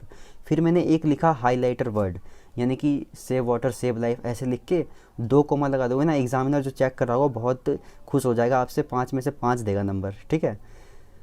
जैसे कि आप लिख रहे होगे, मान के चल लो दहेज के बारे में, अगर आपको कोई पॉइंट ना भी मिलता हो ना ये वाला लिखने के लिए, तो कोई बात नहीं है, ठीक है। आप लेकिन इसको ज़रूर लिखना, ये 3 पॉइंट मैंने लिखे हैं, आप कोशिश करना 5 लिखना, ठीक है। 3 भी लिख दो चलेगा, ठीक है, ठीक है। ये अगर आपको नहीं भी आ रहा हो, मान के चलो बहुत सारे ऐसे होंगे पोस्टर जिसमें आपको नहीं आ रहा, जैसे बुक के बारे में लिख रहे हो तो आप लिख सकते हो reading book is awesome, 2 quotation लगा सकते हो, ऊपर जो लगा रखा है मैंने ये 2 कोटेशन वो लगा सकते हो, ऐसे वाला, ऐसे वाला, और इसके बीच में पूरा लिखा रहता है, ठीक है, ठीक है। तो ये लिख देना। फिर लिख सकते हो यहाँ पे, देखो कैसे आप पानी बचा सकते हो। सेव वाटर पे लिखना है ना, हमें सेव वाटर हमारा टॉपिक है। प्रिवेंट लीक्स, मतलब जहाँ भी लीक हो रहे हैं, पूरा सेंटेंस नहीं लिखा होता है कि जहाँ भी पानी का टेप ऑन हो उसको ऑफ़ कर दो, ऐसे नहीं लिखना, ठीक है। यहाँ पे हमें इन शॉर्ट लिखना होता है क्योंकि दूर से ही लोग पढ़ते हैं। तो प्रिवेंट लीक्स मतलब जहाँ भी पानी लीक हो रहा है उसको बंद कर दो। डू नॉट पॉल्यूट वाटर, पानी को गंदा मत करो। डू रेन वाटर हार्वेस्टिंग, और जो रेन से जो वाटर आता है ना उसको बचाओ, उसको हार्वेस्ट करो, उसको कहीं सही जगह यूज़ करो, उसको मतलब भर लो, जैसे पानी गिर रहा हो आसमान से उसको भर लो, उसको खेत में डाल दो, ठीक है, जहाँ भी मतलब, या फिर किसी गमले वमले में डाल दो, ठीक है। यहाँ इसका यूज़ हो सकता है, इसको हार्वेस्ट किया जा सकता है, ठीक है। इशू बाय दिल्ली जल बोर्ड, किसने इशू करा है? दिल्ली जल बोर्ड ने इशू करा है, ठीक है, इशूइंग अथॉरिटी है ये यहाँ पे। तो अगर आपको यहाँ पे कुछ ना पता हो तो ये लिख सकते हो issue bye in public interest, public के इंटरेस्ट के लिए ये इशू कराया गया है, ठीक है, पब्लिक इंटरेस्ट में इसको इशू कराया गया है। यहाँ पे मैंने ग्राफिक बनाया पानी का। अगर आपको बुक्स का आता है तो किताब का ग्राफिक बना सकते हो, कैसे, ऐसे करके आपको आता होगा बनाना, वैसे बना सकते हो, ठीक है। और अगर आपको कुछ ज़्यादा दिमाग में ना आ रहा हो तो ट्रायंगल बना के उसके अंदर कुछ लिख देना, रीड बुक, इंक्रीज नॉलेज, ऐसे करके लिख देना, ठीक है, कुछ ना कुछ लिख देना ऐसे करके। एक ट्रायंगल बनाया इधर, एक ट्रायंगल बनाया इधर, इसमें लिख देना रीड बुक, इसमें लिख देना इंक्रीज नॉलेज। तो ये क्या हो जाएगा, एक कुछ एलिमेंट ऐड कर दोगे तो एग्जामिनर को अच्छा लगेगा, जैसे कि मैंने यहाँ पे एलिमेंट ऐड कर दिया। और ये पोस्टर अगर आप अभी तक सीख गए हो तो आपको 5 बाय 5 मार्क्स लाने से कोई नहीं रोक सकता। आपको 5 में से 5 हर मास्टर देगा, ठीक है, या फिर 4 का है तो 4 में से 4, ठीक है। तो आज की इस वीडियो के लिए इतना है। अगर वीडियो चली वीडियो को लाइक शेयर सब्सक्राइब कर देना। Hello students, welcome back to the channel. आज हम बात करेंगे स्टोरी राइटिंग के बारे में। स्टोरी राइटिंग जो है वो 10 मार्क्स का आता है एग्जाम में, ठीक है, जो कि आपको 200 से 250 वर्ड में लिखना रहता है। देखो क्वेश्चन कुछ इस टाइप में रहता है, इस टाइप में कुछ क्वेश्चन आता है एग्जाम में। Right a short story in 200 to 250 words with the help of the question given below. Give a suitable title to the story. एक suitable title भी दो स्टोरी के, उसके भी नंबर होते हैं, ठीक है। तो अब देखो यहाँ पे क्या क्वेश्चन है, ठीक है। बनिया वाज अ फुलिश बॉय, बनिया जो था एक फुलिश बॉय था, वो वाज एन अटेंशन सीकर, जो कि एक अटेंशन सीकर था। थोड़ा सा आपको टेंस आना चाहिए, मैं टेंस की वीडियो लाऊंगा, उसमें देख लेना। और अभी मैं होप करता हूँ कि आपको थोड़ा बहुत इंग्लिश आती होगी पढ़ना, ठीक है। He was a wood cutter and would go deep into the jungle to cut trees, मतलब वो एक वुड कटर था और जंगल में बहुत अंदर तक जाता था और ट्री काटता था, ठीक है। One day wanted to do an act of mischief, इस एक दिन उसने कुछ मज़े करने की सूझी उसको कि ये कुछ हरकत करते हैं। ही shouted at the top of his voice there is a tiger tiger tiger, कि उसने चिल्लाना शुरू करा कि शेर आ गया शेर आ गया शेर आ गया। ये वाली कहानी शायद आपने बचपन में सुनी होगी, ठीक है। तो इसको बनाना कोई हार्ड चीज़ नहीं है, पता होगा। तो देखो पहले आपको दिमाग भी लगाना है, थोड़ा सा इतना सा लिख के आता है, फिर यहाँ से डैश डैश डैश डैश कर देते हैं, ठीक है। इतना पेपर में लिखा हुआ रहता है, उसका डैश डैश डैश डाल देते हैं। तो इसके लिए थोड़ा सा ना क्या करो, थोड़ा सा दिमाग लगाओ दिमाग कि वो जंगल में गया, ठीक है, एक लड़का था फुलिश बॉय, वो जंगल में गया और वो कुछ उसके दिमाग में मिसचेफ करने की सूझी कि उसने क्या कहा कि शेर आ गया शेर आ गया। इसका मतलब मिसचेफ करने की कोशिश करी, इसका मतलब खुद शेर आया नहीं था, क्योंकि वो क्या करना चाहता था, मिसचेफ को एक दूसरे वर्ड में बोले तो प्रैंक कर रहा था वो। तो इसका मतलब शेर आया नहीं था, वो झूठ मूठ का कर रहा था। अब इसके आगे स्टोरी सोचो कि एक दिन वो जंगल में गया। हाँ, आपको फिर ना मोरल ऑफ द स्टोरी भी बनाना होता है, ठीक है। तो उस हिसाब से स्टोरी सोचना कि एंड में कोई मोरल भी निकले, ठीक है। देखो इसका क्या होता है, एक मिनट में आपको बता देता हूँ। एक होता है मेन कैरेक्टर, देखो एक होता है मेन कैरेक्टर, उसमें होती है एक प्रॉब्लम, फिर होती है इसकी सॉल्यूशन, फिर होता है कंक्लूजन, ठीक है। मेन कैरेक्टर यानी कि हीरो कोई भी हो सकता है, कोई इंसान हो सकता है, कोई जानवर हो सकता है, कोई वस्तु हो सकता है, ठीक है। फिर प्रॉब्लम होता है उसमें एक, फिर एक सॉल्यूशन आता है उसका, फिर एक कंक्लूजन आता है, फिर आता है मोरल ऑफ द स्टोरी, ठीक है। ये सारे मिलके आपको मार्क्स दिलाएंगे। टाइटल और मोरल ऑफ द स्टोरी के 1 नंबर, कंटेंट के 4 मार्क्स, एक्सप्रेशन के 5 मार्क्स। उसमें आता है ग्रामर, स्टाइल ऑफ राइटिंग और स्पेलिंग मिस्टेक नहीं होनी चाहिए, ठीक है। तो ये होता है स्टोरी राइटिंग का format, main character, problem, solution, conclusion और मोरल ऑफ द स्टोरी, ठीक है। तो अब यहाँ पे आ जाओ। तो क्या हुआ, वो टाइगर टाइगर चिल्लाया, उसके बाद देखो क्या हुआ स्टोरी में। Even when there is no trace of it, वहाँ पर कोई शेर नहीं था, तब भी वो चिल्ला रहा था टाइगर टाइगर। क्या, क्योंकि यहाँ पे क्या आया है, ऊपर आप देख सकते हो कि यहाँ पे आया कि उसने एक मिसचेफ करने की कोशिश करी, यानी कि प्रैंक करने की कोशिश करी, ठीक है। The villager come running Hareli thinking that बनिया, तो विलेज वाले थे जो गांव वाले, वो दौड़ के आए क्योंकि उन्हें लगा बनिया जो है वो डेंजर में है। कहाँ, किस में है, डेंजर में है। किस में है, डेंजर में। बनिया mother had tears in her eyes, जो बनिया की माँ थी उसकी आँख में बहुत सारे आंसू थे क्योंकि उसे लगा कि उसका बेटा जो है डेंजर में है। The villagers come ready with their safety weapons, जो विलेजर थे क्योंकि टाइगर टाइगर चिल्ला रहा था वो वेपन्स के साथ आए थे। एंड अपॉन रीचिंग, और जैसे वो पहुँचे, दे सॉ नो टाइगर, उन्होंने देखा कि कोई भी शेर वहाँ पे नहीं था। बट जस्ट बनिया लाफिंग ऑन प्लेइंग दैम, फिर जो बनिया था वो प्रैंक कर रहा था, वो हंसने लगा उन पे, ठीक है। Playing them the villagers were Hunt and they started swearing out of disappointment, तो विलेजर्स थे वो हंसने लगा तो वो फिर वहाँ से उदास होकर चले गए। Bania had no realization as to what he had done and he continue laughing still the, मतलब बनिया को ना कोई रियलाइज़ नहीं था कि उसने क्या करा। लोग काम छोड़ करके उसको बचाने आए थे और वो उन पे हंस रहा था, ठीक है, और वो ऐसे प्रैंक कर रहा है जब वो काम कर रहे थे, ठीक है। तो a week pass by and every one was ignoring Baniya, तो वो ऐसे करता था, कुछ लोग आते गए जाते गए, फिर उन लोगों ने उसे इग्नोर कर दिया कि ये तो ऐसे ही करता है, पागल है ये, ठीक है, ये तो ऐसा ही करता रहता है, ठीक है। One fine day he and his friend went into the food, वो और उसका दोस्त फूड के लिए गया एक दिन, ठीक है, जंगल ही गए। जस्ट लाइक अनदर डे, जैसे कि वो हमेशा जाते थे, ठीक है। They started doing their job, उन्होंने अपना काम करना शुरू किया। While chatting with each other, एक दूसरे के साथ बात करते करते, ठीक है। सडनली, अचानक, अब आएगा हमारा स्टोरी में problem. The tiger was toward his friend side of the jungle, जो था शेर एक दिन सच में ही आ गया, ठीक है। हमने डाला यहाँ पे अब प्रॉब्लम क्या हुआ, ठीक है, शेर जो है वो सच में ही आ गया, ठीक है। फिर लिखेंगे Bania went running to the villager asking for the help, तो जो बनिया था अब वो सच में दौड़ने लगा जंगल में विलेजर्स की तरफ ताकि उसकी हेल्प हो जाए, कोई उसे बचा ले, ठीक है। No one listen to him everybody thinks it is a prank, तो किसी ने नहीं सुना क्योंकि ये हमेशा प्रैंक करता रहता है, ठीक है, किसी ने नहीं सुना इसकी बात, हर कोई अपना काम करता रहा।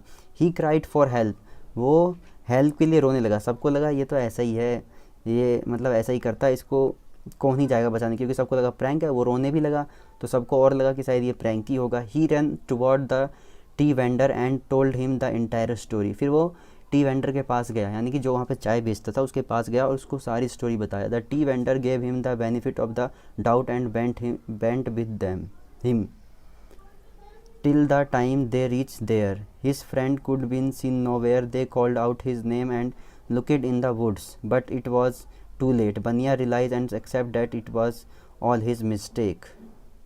तो ना वो हेल्प के लिए गया तो ना उसका जो दोस्त था, बनिया तो भाग गया था, लेकिन जो उसका दोस्त था उसके साथ जो बात करते करते गया था उसको शायद शेर खा गया था, क्योंकि बनिया पूरे जंगल में कहीं नहीं मिला। और बनिया को तब जाके रियलाइज़ होता है कि वो उसकी मिस्टेक थी, ठीक है, क्योंकि वो बार बार प्रैंक कर रहा था तो लोगों को लगा लोग इसीलिए बचाने नहीं आया। और ये कहानी शायद तुम लोगों ने बचपन में भी सुनी होगी, ठीक है। तो इस कहानी से मोरल ऑफ द स्टोरी क्या होता है, तो मोरल के भी आपको मार्क्स मिलते हैं। मोरल ऑफ द स्टोरी है truth does not cost you anything but a lie, मतलब जो सच बोलना तुम्हें कोई प्रॉब्लम में नहीं डालेगा, कुछ भी कॉस्ट नहीं करेगा, लेकिन अगर तुम झूठ बोलते तो उसके लिए तुम 100 झूठ और बोलोगे और उस झूठ तुमसे बहुत बड़ा कॉस्ट कर सकता है। यानी कि तुम अगर सच बोलते हो उससे कोई प्रॉब्लम, लेकिन अगर तुम झूठ बोलोगे तो उससे प्रॉब्लम हो सकती है और तुम्हारा बहुत नुकसान हो सकता है, और सच बोलने से तुम्हारा कोई नुकसान नहीं होगा, ठीक है। तो यही थी मोरल ऑफ द स्टोरी। और इसका टाइटल देना चाहोगे तो क्या दे सकते हो, इसका टाइटल जैसे मैंने दिया है द फॉल्स अलार्म, मतलब वो चिल्लाता रहता था लेकिन वो फॉल्स, जैसे अलार्म सुबह बज जाता है तो वैसे ही वो तो ट्रू होता है कि हमें सुबह 7 बजे या 6 बजे अलार्म लगाए तो हम उठ जाना चाहिए। तो हमने यहाँ, लेकिन कि बहुत लोग उठते हैं बहुत लोग नहीं उठते, तो मैंने यहाँ पे दिया है द फॉल्स अलार्म इस टाइटल ऑफ द स्टोरी। आप कुछ और भी दे सकते हो, फुलिश बॉय, ठीक है, या फिर जैसे कि मोरल ऑफ द स्टोरी क्या थी, अबाउट द ट्रूथ, ठीक है। तो हाँ वो, हाँ फुलिश बॉय दे सकते हो, या फिर आपको जो भी लगता है दे सकते हो, ठीक है।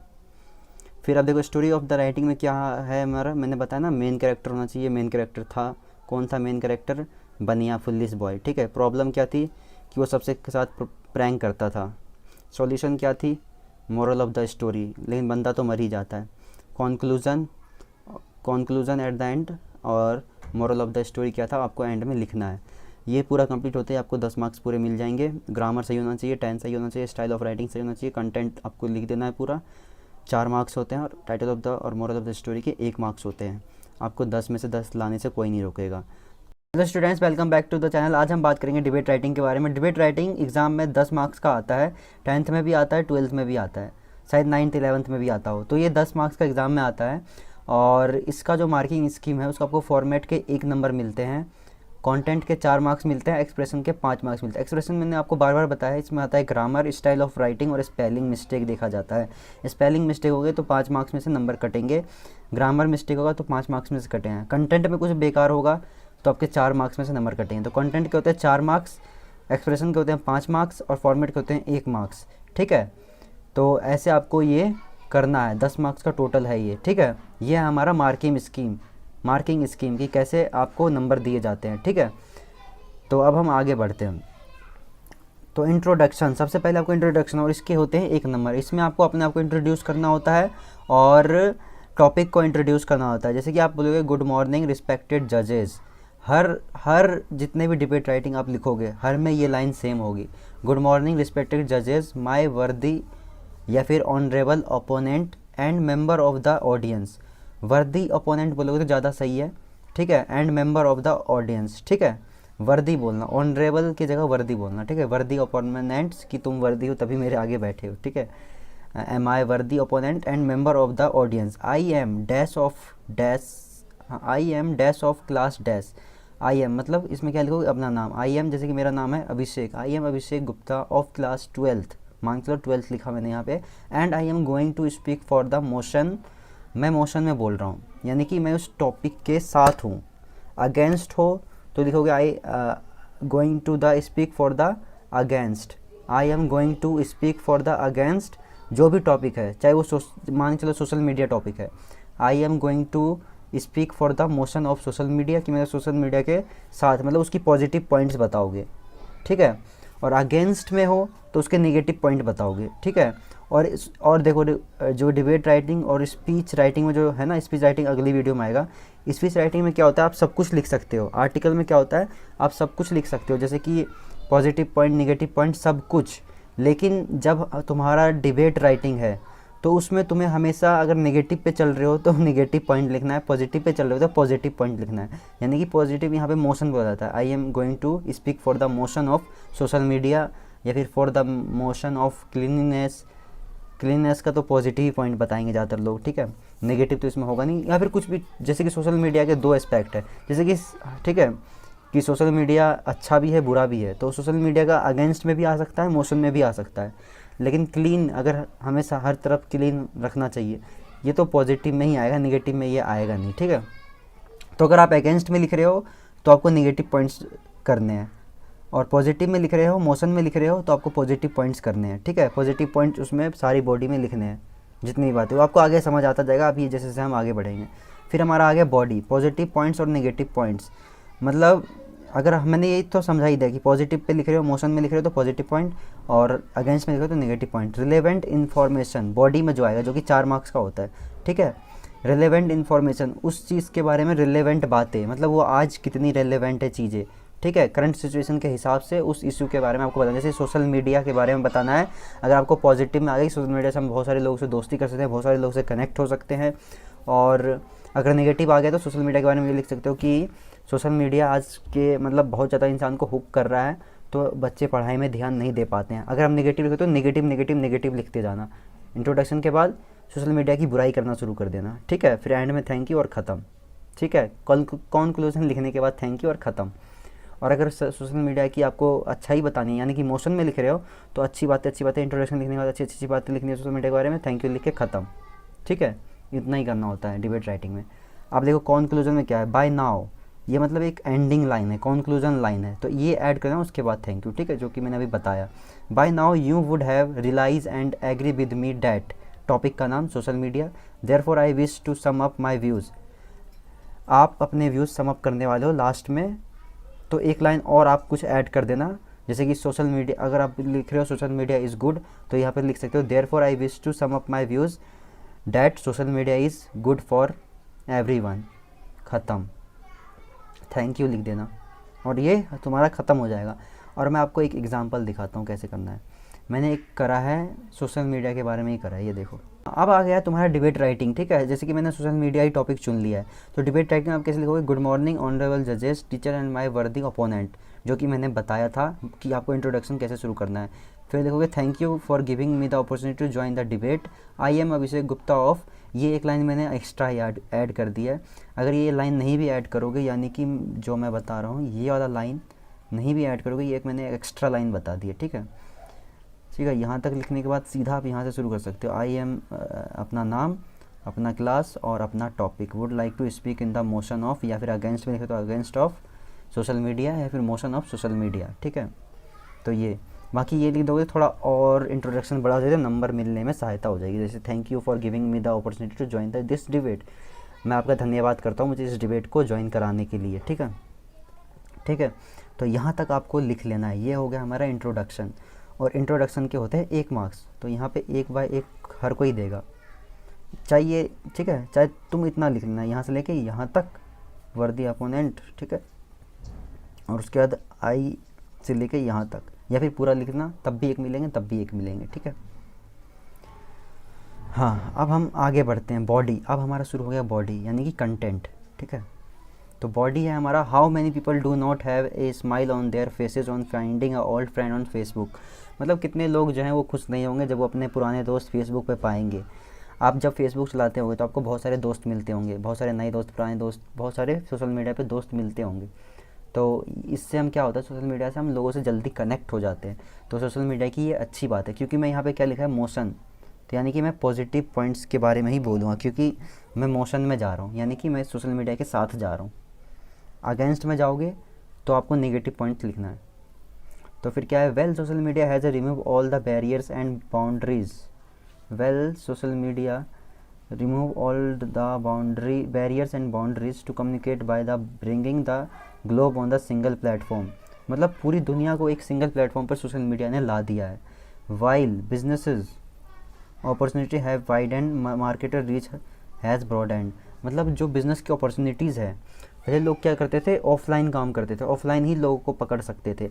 आजकल लोग ऑनलाइन भी जाके अपने क्लाइंट्स ढूंढ लेते हैं। जैसे कि आप मान के चल लो फैशन डिज़ाइनर हो, फैशन डिज़ाइनर छोड़ो, ग्राफिक डिज़ाइनर हो, ठीक है, तो आपको चाहिए क्लाइंट्स, तो आप ना फेसबुक पे एड्स चला सकते हो, यूट्यूब पे एड्स चला सकते हो अपनी, कि मैं फेसबुक डिज़ाइनर हूँ और मुझे अगर आपको सीखना है तो मेरा ये कोर्स है, जाके ज्वाइन कर लो, ठीक है। आपने कोर्स बना रखा है एक ऐप पे या यूट्यूब पे एक कोर्स बना रखा है, तो आप उसको सेल कर सकते हो, ऐड से ऑडियंस टारगेट कर सकते हो, वो उसी ऑडियंस को दिखाएगा जिस ऑडियंस को आप दिखाना चाहते हो। यानी कि आप ग्राफिक हो तो आप किसको सिखाओगे, जो ग्राफिक डिज़ाइनर बनना चाहते हैं, ठीक है, तो आपको वो कोर्स बेचना है।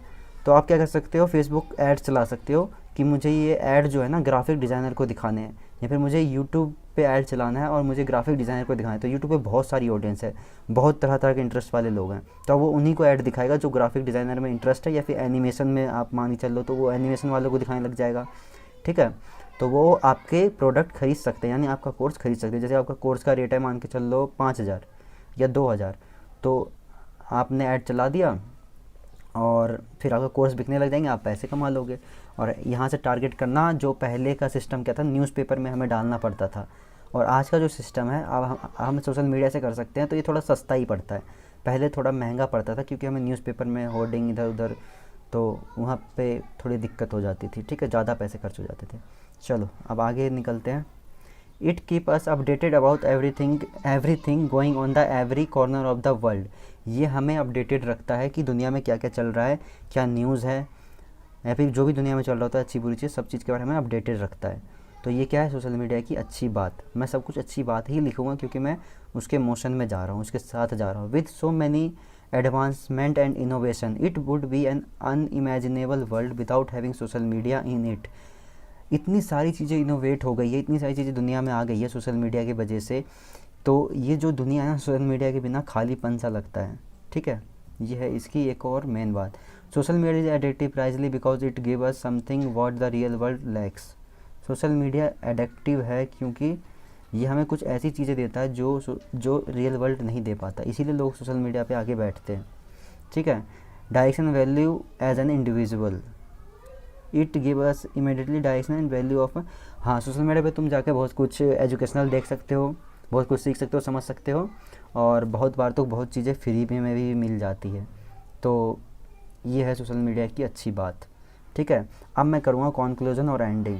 बाय नाउ, यहाँ देखो, by now you would have realized and agree with me that social media and its effect. Therefore, I wish to sum up my views that social media is good for everyone. यहाँ पे मैंने topic का नाम लिखा By now you would have realized and agree with me that social media and its effect. मतलब अब तुम मेरी बातों से सहमत होगे कि सोशल मीडिया क्या है और इसका इफ़ेक्ट क्या है, मतलब इसके पॉजिटिव इफ़ेक्ट मैंने बताए हैं। Therefore, अब मैं I wish to sum up my views, अब मैं अपने टॉपिक को समअप करना चाहता हूँ that social media is good for everyone, कि सोशल मीडिया सबके लिए अच्छा है। Thank you. बस आज की इस वीडियो में इतना ही है, और यहाँ पे डिबेट राइटिंग आपका एंड हो गया है। और आपको अगर 2-3 डिबेट राइटिंग और करनी है तो मैं आपको 1-2 डिबेट राइटिंग का क्वेश्चन दे देता हूँ वीडियो के एंड में, वो देख लेना और उसको खुद से अटैम्प्ट करने की कोशिश करना। अगर वो आपसे हो जाए तो समझ लेना आप सीख गए हो डिबेट राइटिंग। और इससे आसान वे कोई नहीं बता सकता। आपको पहले इंट्रोडक्शन लिखना है। इंट्रोडक्शन ये सेम किसी भी उसमें चेप सकते हो। बॉडी हर किसी की अलग होगी, और उसके बाद कॉन्क्लूज़न जो होता है वो सबका डिफरेंट होता है।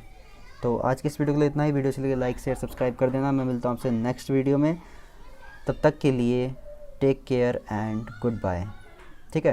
कंक्लूजन में देख लेना कि जो ये है ना, सारे लाइन यही रहेंगे, बस खाली जहाँ मैंने लाइन लगा रखा है वहाँ पे टॉपिक, और इस वाली लाइन में आपको एक एक्स्ट्रा आप एंड में जो आप समअप करोगे ना, तो कंक्लूजन वाली लाइन लिखनी है। ठीक है।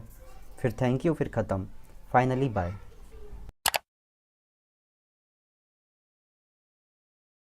गुप्ता ऑफ क्लास, साइड हो ना, साइड हो जा। हाँ, गुड मॉर्निंग। तो हाँ, hello students, welcome back to the channel. आज हम बात करेंगे स्पीच राइटिंग के बारे में, जो कि एग्ज़ाम में 10 मार्क्स का आता है। 1 मार्क्स का फिर से फॉर्मेट होता है, कंटेंट 4 मार्क्स का और एक्सप्रेशन 5 मार्क्स का। फॉर्मेट तो हमेशा एक ही मार्क्स होता है क्योंकि वो 1-2 लाइन का ही रहता है। कंटेंट 4 मार्क्स का, एक्सप्रेशन हमेशा सबसे हाईएस्ट नंबर का होता है, वो होता है 5 मार्क्स का। यानी कि उसमें ग्रामर देखते हैं और आपकी स्टाइल ऑफ राइटिंग और स्पेलिंग चेक होती है। ठीक है। 1 मार्क्स, 4 मार्क्स और ये 5 मार्क्स, टोटल हो गए 10 मार्क्स। ओके। तो अब हम आगे बढ़ते हैं और देखते हैं कि कैसे स्पीच राइटिंग का फॉर्मेट होता है। ठीक है। तो स्पीच राइटिंग का जो फॉर्मेट होता है उसमें भी आपको सबसे पहले इंट्रोडक्शन लिखना रहता है। सबसे पहले आपको सैल्यूटेशन, यानी कि रिस्पेक्टेड सर, ठीक है, हेलो फ्रेंड्स एंड रिस्पेक्टेड जजेस वगैरह जैसे हम लिखते हैं वैसे लिखना रहता है हमें पहले। सबसे पहले सैल्यूटेशन, और फिर हमें स्टार्ट करना होता है प्रीव्यू ऑफ टॉपिक। ठीक है। पहले हमारा होता है सैल्यूटेशन, फिर अटेंशन गेटर, मतलब थोड़ा सा अटेंशन खींचने के, मतलब ऐसे बोलोगे ताकि लोगों का अटेंशन खींच पाओ। थोड़ा सा तेज़ बोलो और थोड़ा सा अच्छे से बोलो जिससे तो आप लोगों का अटेंशन खींच पाओ। फिर प्रीव्यू द टॉपिक, जो तुम्हारा टॉपिक है उसको प्रीव्यू कर दो, मतलब शुरुआत कर दो उस टॉपिक को, प्रीव्यू करो, स्टार्टिंग करो। फिर आपको लिखना है बॉडी में आपको आइडियाज़ डिस्कस करने हैं। कोई भी टॉपिक है उस रिलेटेड आपको आइडियाज़ लिखने हैं। ठीक है। तो वो आपको करना है। फिर लिखना है आपको कुछ सब पॉइंट्स, फिर लिखना है आपको मेन पॉइंट्स। ठीक है। यहाँ पे देखो, इंक्लूडिंग आइडियाज़ बॉडी में, और सब पॉइंट्स और मेन पॉइंट। फिर आपको एंड में कंक्लूजन, मतलब ओवरऑल जो तुम्हारा टॉपिक है, जो तुम कहना चाहते हो, वो आपको एंड में सम अप करना है। ठीक है। और एंड में आपको थैंक यू बोल के एंड कर देना है। ठीक, इतना ही होता है। ठीक है। यही था हमारा स्पीच राइटिंग का इंट्रोडक्शन, कोई बहुत बड़ी चीज़ नहीं है। ठीक है। उसके बाद हमारा आ गया राइट। कैसे क्वेश्चन एग्जाम में आता है देख लो। राइट ए स्पीच इन 150 से 200 word on benefit of early rising to the deliver by you in the morning assembly of your school. मतलब एक स्पीच लिखनी है 150 से 200 वर्ड में, बेनिफिट ऑफ अर्ली राइजिंग, सुबह उठने का, मतलब सुबह जल्दी उठने का क्या क्या फ़ायदे होते हैं, उसके ऊपर आपको स्पीच देनी है। और यू आर अभिषेक और अनुष्का 10 मार्क्स के हैं ये क्वेश्चन। ठीक है। तुम अभिषेक हो, या फिर लड़का हो तो अभिषेक हो, लड़की हो तो अनुष्का हो। कई बार नाम नहीं आता तो अपना नाम लिख देना, या फिर XYZ लिख सकते हो। ठीक है। कई बार नाम आता है। ठीक है। और 150 से 200 वर्ड में लिखना है मात्र, उससे ज़्यादा नहीं और उससे कम तो करना मत। ठीक है। चलो अब स्टार्ट होता है हमारा ऑनरेबल प्रिंसिपल, सल्यूटेशन है ये हमारा। Honourable principal, respected teacher and my dear friends, today I am going to, हाँ ठीक है, today I am Abhishek Gupta of class 12th standard. ठीक है, ये लाइन हमेशा सिमिलर रहेगी, ऑनरेबल से लेके यहाँ तक आपको सिमिलर। और कहाँ पे चेंज होगा, बस ये टॉपिक चेंज होगा। ठीक है, जो भी स्टैंडर्ड हो वो उस स्टैंडर्ड का, और जो भी आपका नाम है, यहाँ मेरा नाम अभिषेक गुप्ता है। ठीक है, स्टैंडर्ड मैंने 12 डाला है। ठीक है, ठीक है, तो today I am Abhishek Gupta of class 12th standard, I would like to speak about benefit of early rising. I would like to speak about, यहाँ तक सेम रहेगा। उसका जो तुम्हारा टॉपिक है, जैसे कि इम्पोर्टेंस ऑफ हो गया आपका टाइम, इसके ऊपर आ गया, तो अब यहाँ पे लिखोगे इम्पोर्टेंस ऑफ टाइम। मेरा टॉपिक है अभी benefit of early rising. Okay, फिर हम लिखेंगे एक कोट्स। अगर कोट्स नहीं भी है तो कोई बात नहीं, लेकिन एक कोट्स लिख देते हैं, टीचर इंप्रेस होकर नंबर दे देता है। ठीक है, तो एक कोट्स है हमारा, early to bed and early to rise make a person healthy wealth and wise. मतलब early to bed and early to rise make a person healthy wealthy and wise, मतलब कि अगर हम जल्दी बिस्तर पे सो जाते हैं और जल्दी उठते हैं तो हम बहुत ही हेल्दी रहते हैं शरीर से। ठीक है, क्योंकि दिमाग अच्छा चलता है तो हम अच्छा काम करते हैं, और अच्छा काम करते हैं तो अच्छा पैसे भी कमाते हैं, हम वेल्दी भी होते हैं और हम बुद्धिमान भी होते हैं, क्योंकि हमारे पास नॉलेज ज़्यादा होती है। क्योंकि हम सुबह उठते हैं, हमारा दिमाग तेज़ रहता है और हम तब पढ़ते हैं। और ये सारी सी बातें जो मैं बता रहा हूँ ना, बस आपको इसको पॉइंट्स पे लिख देने हैं। ठीक है, और इतने से कोर्स में बहुत सारी बातें आप निकाल सकते हो। इसीलिए जो टीचर होता है वो कोर्स देख के इम्प्रेस हो जाता है और आपको अच्छे नंबर दे देता है। ठीक है, फिर हमारा आ गया in good old days people use to go bed early to bed and rise early from the bed. मतलब जो हमारे पुराने दिन थे उस टाइम पे लोग क्या करते थे, बहुत जल्दी सो जाते थे और बहुत जल्दी उठते भी थे, 4 बजे 5 बजे। ठीक है, 5 बजे तो उठ जाना चाहिए हर किसी को, मुझे लगता है। ठीक है, this particular habit is refreshing and very energising. मतलब ये एक छोटी सी हैबिट ना बहुत ही ज़्यादा रिफ्रेशिंग है।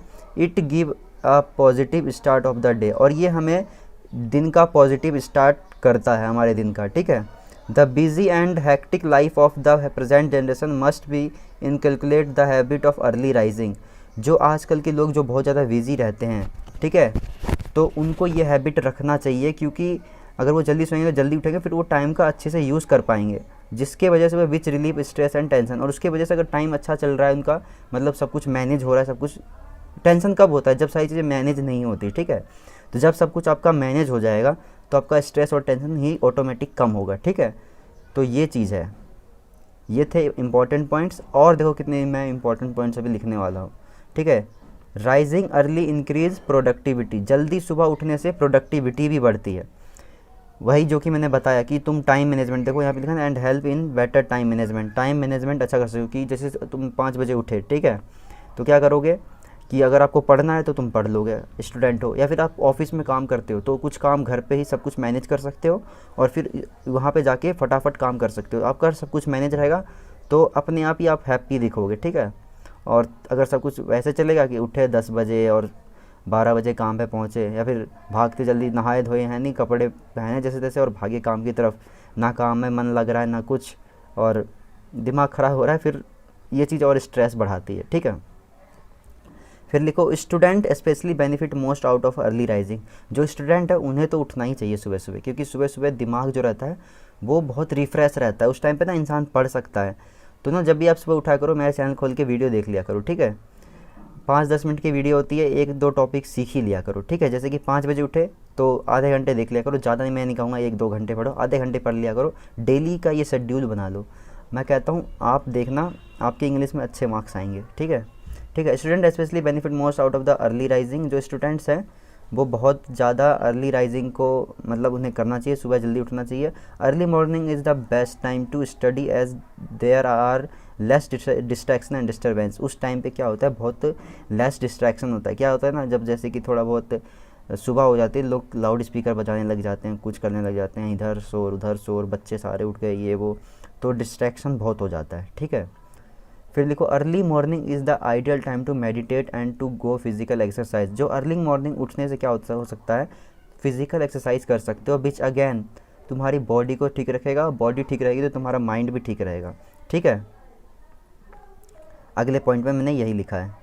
उसके बाद है इन कंक्लूजन, अब मैं पूरा टॉपिक सम अप करूँगा, ठीक है। In conclusion I would like to say that rising early in the morning not only give us extra time in the day, it also make us more productive and wise। सुबह जल्दी उठने से हम सिर्फ यही नहीं होता कि हमारा जो दिन है वो ओनली प्रोडक्टिव होता है, इससे हम इंटेलिजेंट भी होते हैं, हम बुद्धिमान भी होते हैं, और हमें कुछ एक्स्ट्रा टाइम मिल जाता है कुछ एक्स्ट्रा काम करने के लिए या फिर खेलने के लिए, घूमने फिरने के लिए, ठीक है। जो भी है वो सब करने के लिए हमें कुछ एक्स्ट्रा टाइम मिल जाता है अगर हम जल्दी उठते हैं तो। हम सो के टाइम पास करते हैं, 6 घंटे से ज़्यादा मत सोया करो, स्टूडेंट हो या फिर कोई टीचर हो, कोई कुछ भी हो, कोई ऑफिस में काम करता हो, 6 घंटे इनफ है नींद लेना, ठीक है। कुछ नहीं, मर नहीं जाओगे, ठीक है, 6 घंटे बहुत होते हैं, ठीक है। और उसके बाद और थोड़ा सीरियस हो जाओ काम वाम को लेके, तब अपने आप ही सुबह जल्दी उठने लग जाओ, किसी अलार्म की ज़रूरत भी नहीं पड़ेगी, ठीक है। तो उसके बाद आपको टॉपिक को एंड में थैंक यू करके ख़त्म कर देना है, ठीक है। स्पीच राइटिंग यहाँ ख़त्म। डिबेट राइटिंग और स्पीच राइटिंग में क्या अंतर है आपको मैंने बताया था पिछली वीडियो में। डिबेट राइटिंग में ये करवा चुका हूँ मैं। डिबेट राइटिंग में ये होता है कि डिबेट राइटिंग में आपको कोई एक पक्ष पकड़ के, अगर आपने पॉजिटिव पकड़ लिया है तो आपको पॉजिटिव ही पॉजिटिव किसी टॉपिक के बारे में बोलना होता है, नेगेटिव पकड़ लिया है तो नेगेटिव ही नेगेटिव बोलना है, ठीक है। स्पीच राइटिंग में क्या होता है, आप सब कुछ बोल सकते हो उस टॉपिक से रिलेटेड, पॉजिटिव नेगेटिव कुछ भी, ठीक है। तो ये थी आज की इस वीडियो के लिए इतना ही। अगर वीडियो चाहिए वीडियो को लाइक कर देना, शेयर करना, सब्सक्राइब करना। मैं मिलता हूँ आपसे नेक्स्ट वीडियो में, तब तक के लिए take care and good bye.